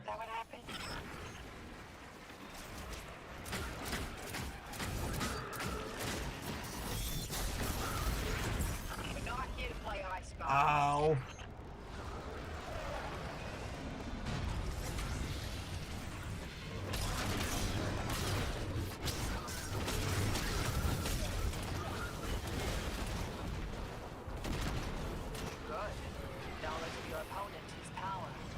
Got my lightsaber back? Wow, they must have did some tweaking to some of these objectives. These feel like a lot faster. I mean, it's good. But some of these things are a little tedious. Especially doing them solo.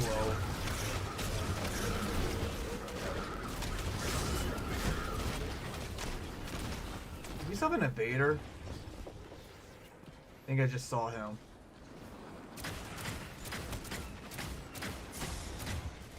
Damn. Thank you, buddy. It's like Battlefield. Fucking fully automatic weapon has better accuracy at longer ranges than a fucking semi-automatic. Because that makes sense.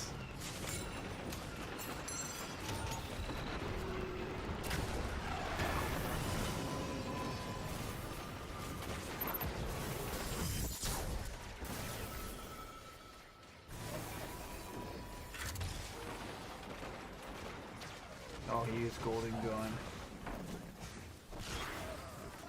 Was that him right next to me?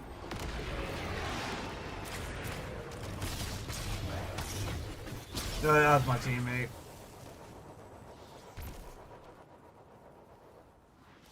know where the fucking invader is.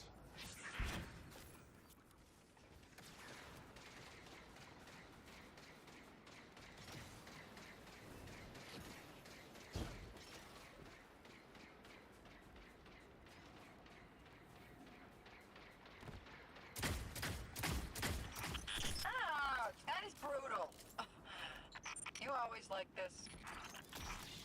They won't be back anytime soon.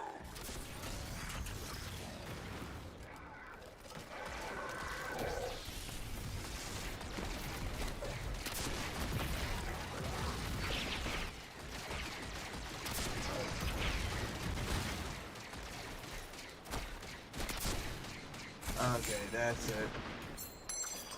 Robert, this bad guy's pissing me off.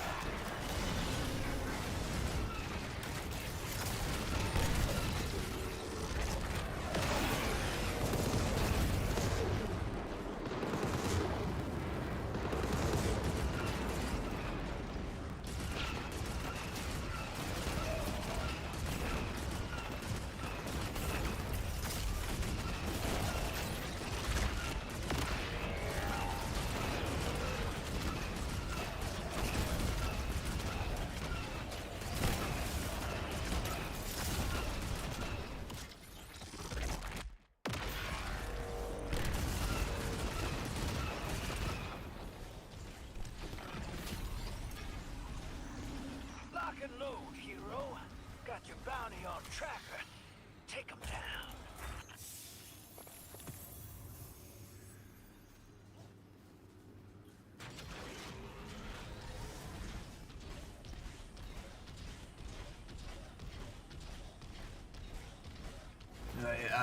I don't need it, but I might as well take it.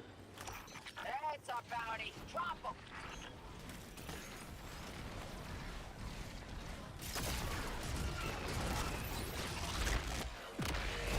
Yeah, you're gonna get hit by it because he's in the air, you fucking bitch.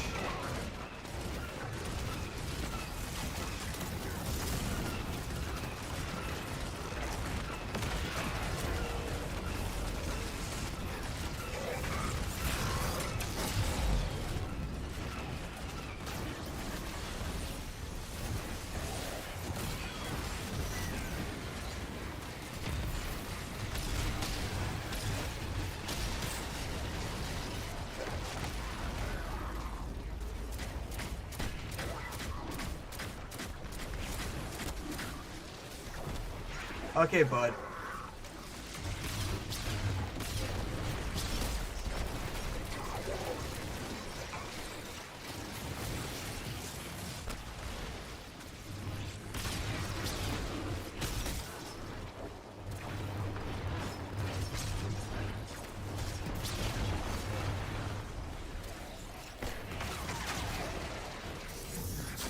Okay, I don't know why that move.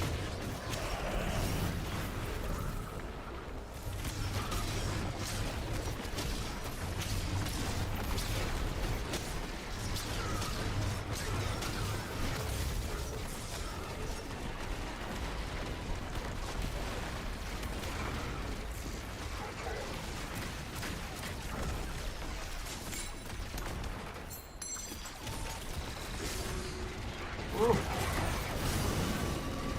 Lucky.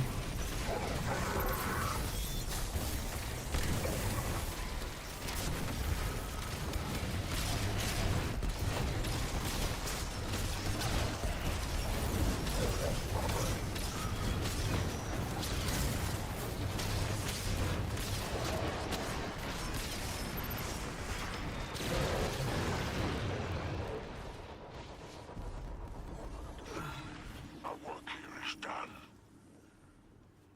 Come back. It's time to enjoy our spoils.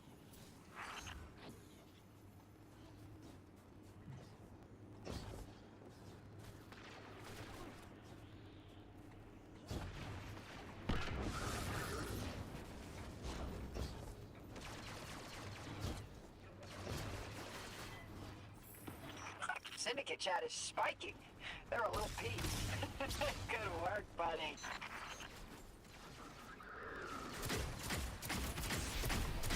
I'd come pick you up at the derelict. in the shop. Hawk inbound.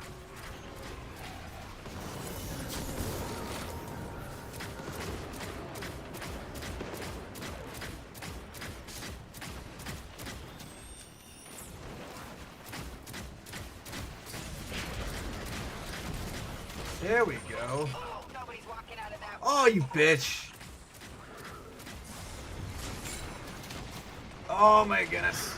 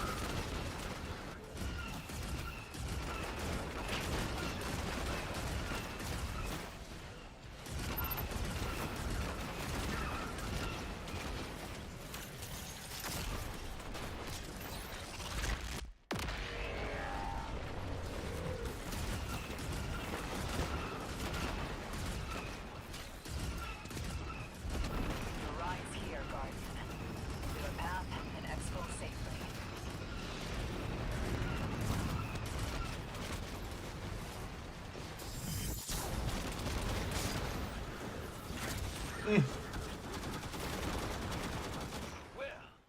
ain't you a model scoundrel? Nice work, hero. I am a model scoundrel. No, I'm excited for a new KOTOR game coming out now. I remember playing that shit as a kid. Fucking loved it. Then I replayed it as an adult, and I still fucking loved it.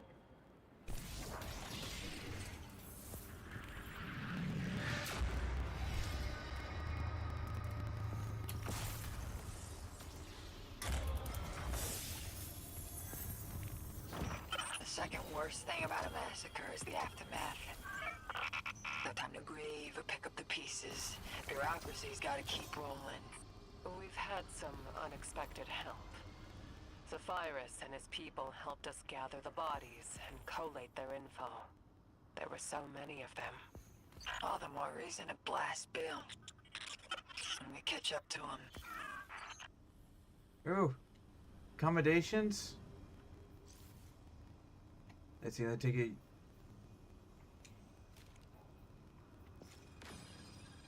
You're not giving any out? Yeah, then fuck you then. Oh, you give them out, people give them out first. That's the way the cookie crumbles.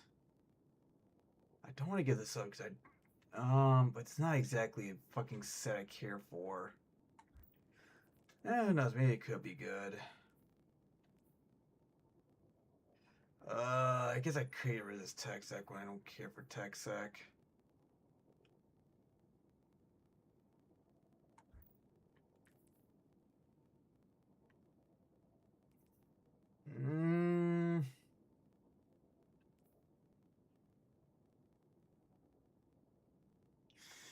I'm too lazy to think like that. I'm just gonna throw something into the vault and just call it there. Oh, these are both specialists. But let's see. This one's got health. This one's got grenade.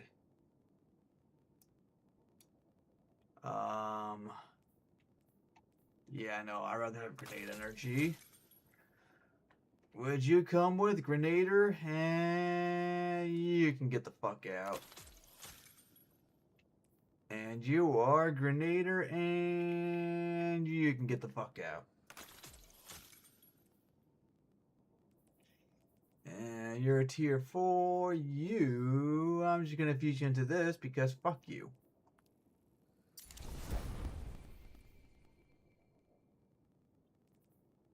I'm probably just gonna destroy this because... Yeah, no. Gross. Give it that. Well, yeah, I can put into this because this is a god roll, so fuck it. Yeah, it's probably this one. I don't care.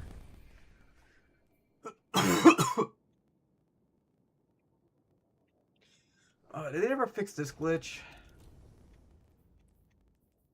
Oh, they did. Shit. Well, it's about damn time.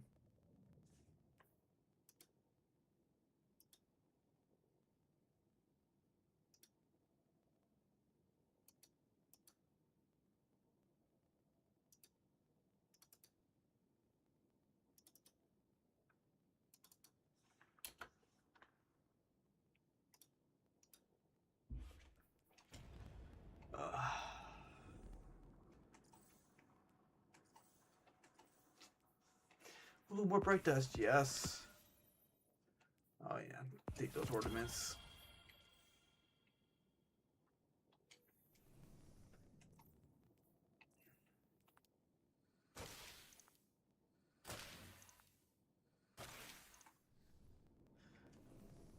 I love how I still have my oven.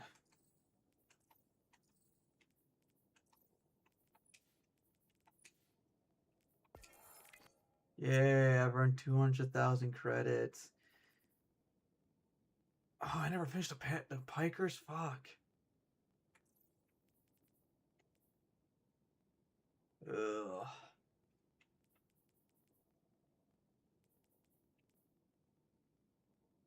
Complete Glory Bond in less than 15 minutes? Pff, yeah, right. That ain't happening solo.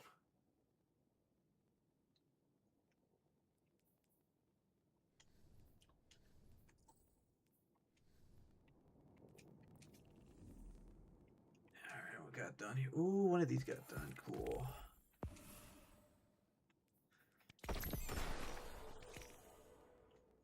Yay, level 67. How much time do I get before the pass ends? Oh, I still got like over a month. That's not a lot of time. Considering that it took away the fucking weekly bounties that really boosted you on this.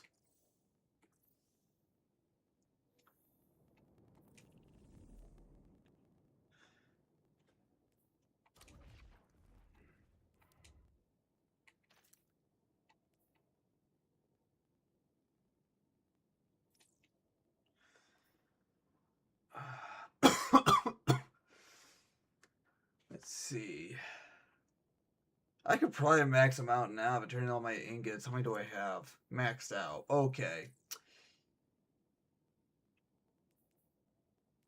Yeah, fuck it. Let's just go max them out.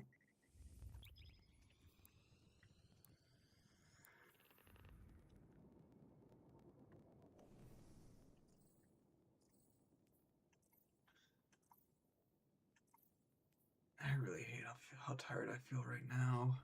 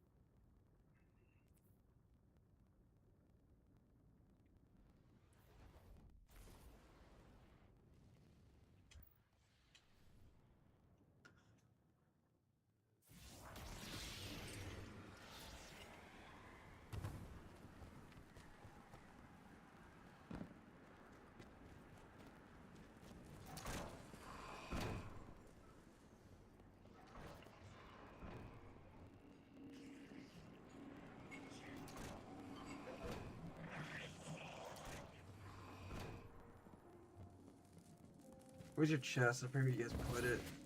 Is this it? Yep. Garbage. Garbage. Garbage.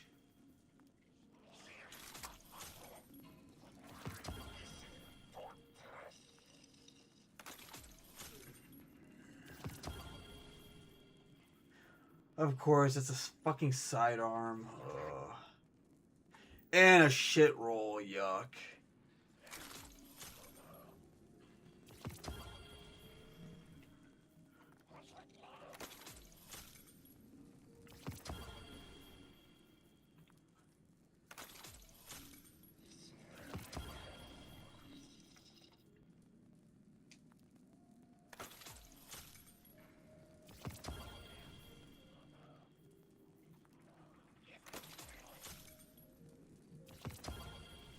Oh my goodness. I love how the only tier 5 gets a fucking sidearm, which shit rolls.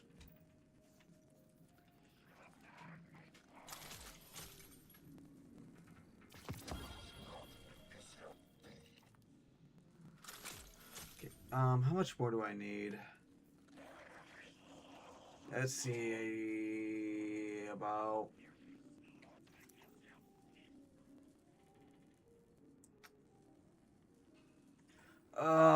I could do math here, so it's about... It's like, say, 24. So I need like... I think I need like 260 more ingots. So 26 more times. Yay. Oh, what roll? Gunner? No. Ooh, that's a tier 5. I'm probably going to delete it anyways. Yeah, I'm going to delete it. Alright, I got plenty of those.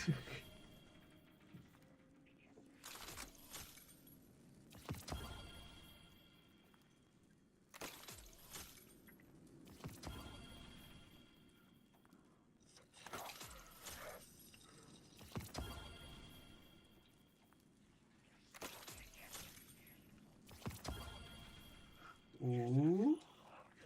Ooh. Frenzy's good. This could be good too. But keep away Lone Wolf and where the fuck this is?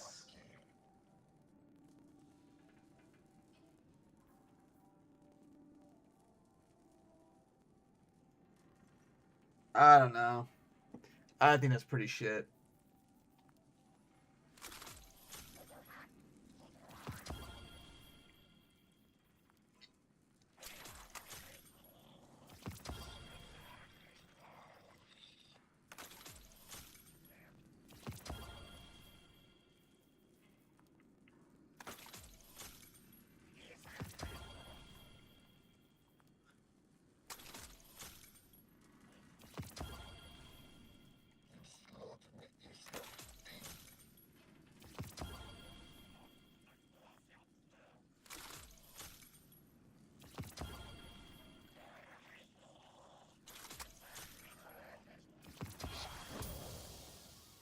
Oh, shit.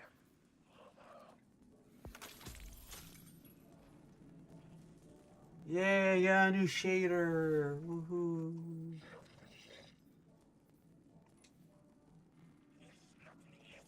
I really don't care for it. But I have it now, so that's cool. And I got a new oh, it's a ship.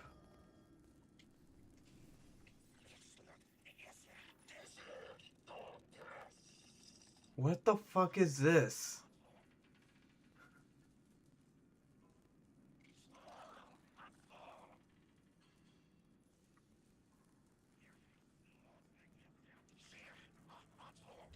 I don't like it. It looks cool, but I just don't like it.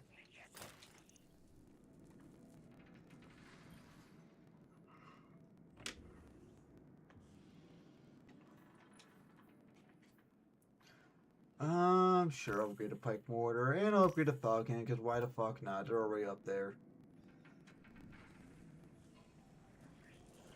Alright. All 3 syndicates are level 5 now.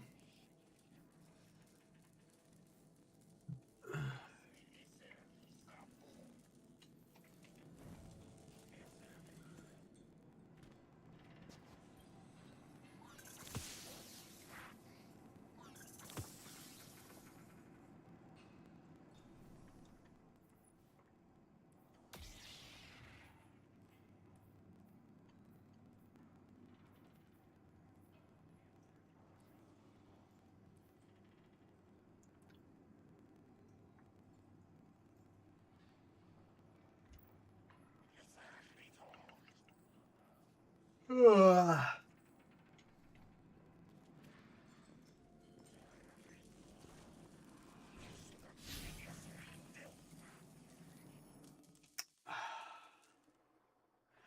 You know, I hate to say this, but I think I'm gonna call it a night. I'm actually starting to get a migraine, and I'm tired. I think I'm gonna lay down. Yep. Hope everyone has a good night. Oh, okay, I know I did click it out. Okay. Good night.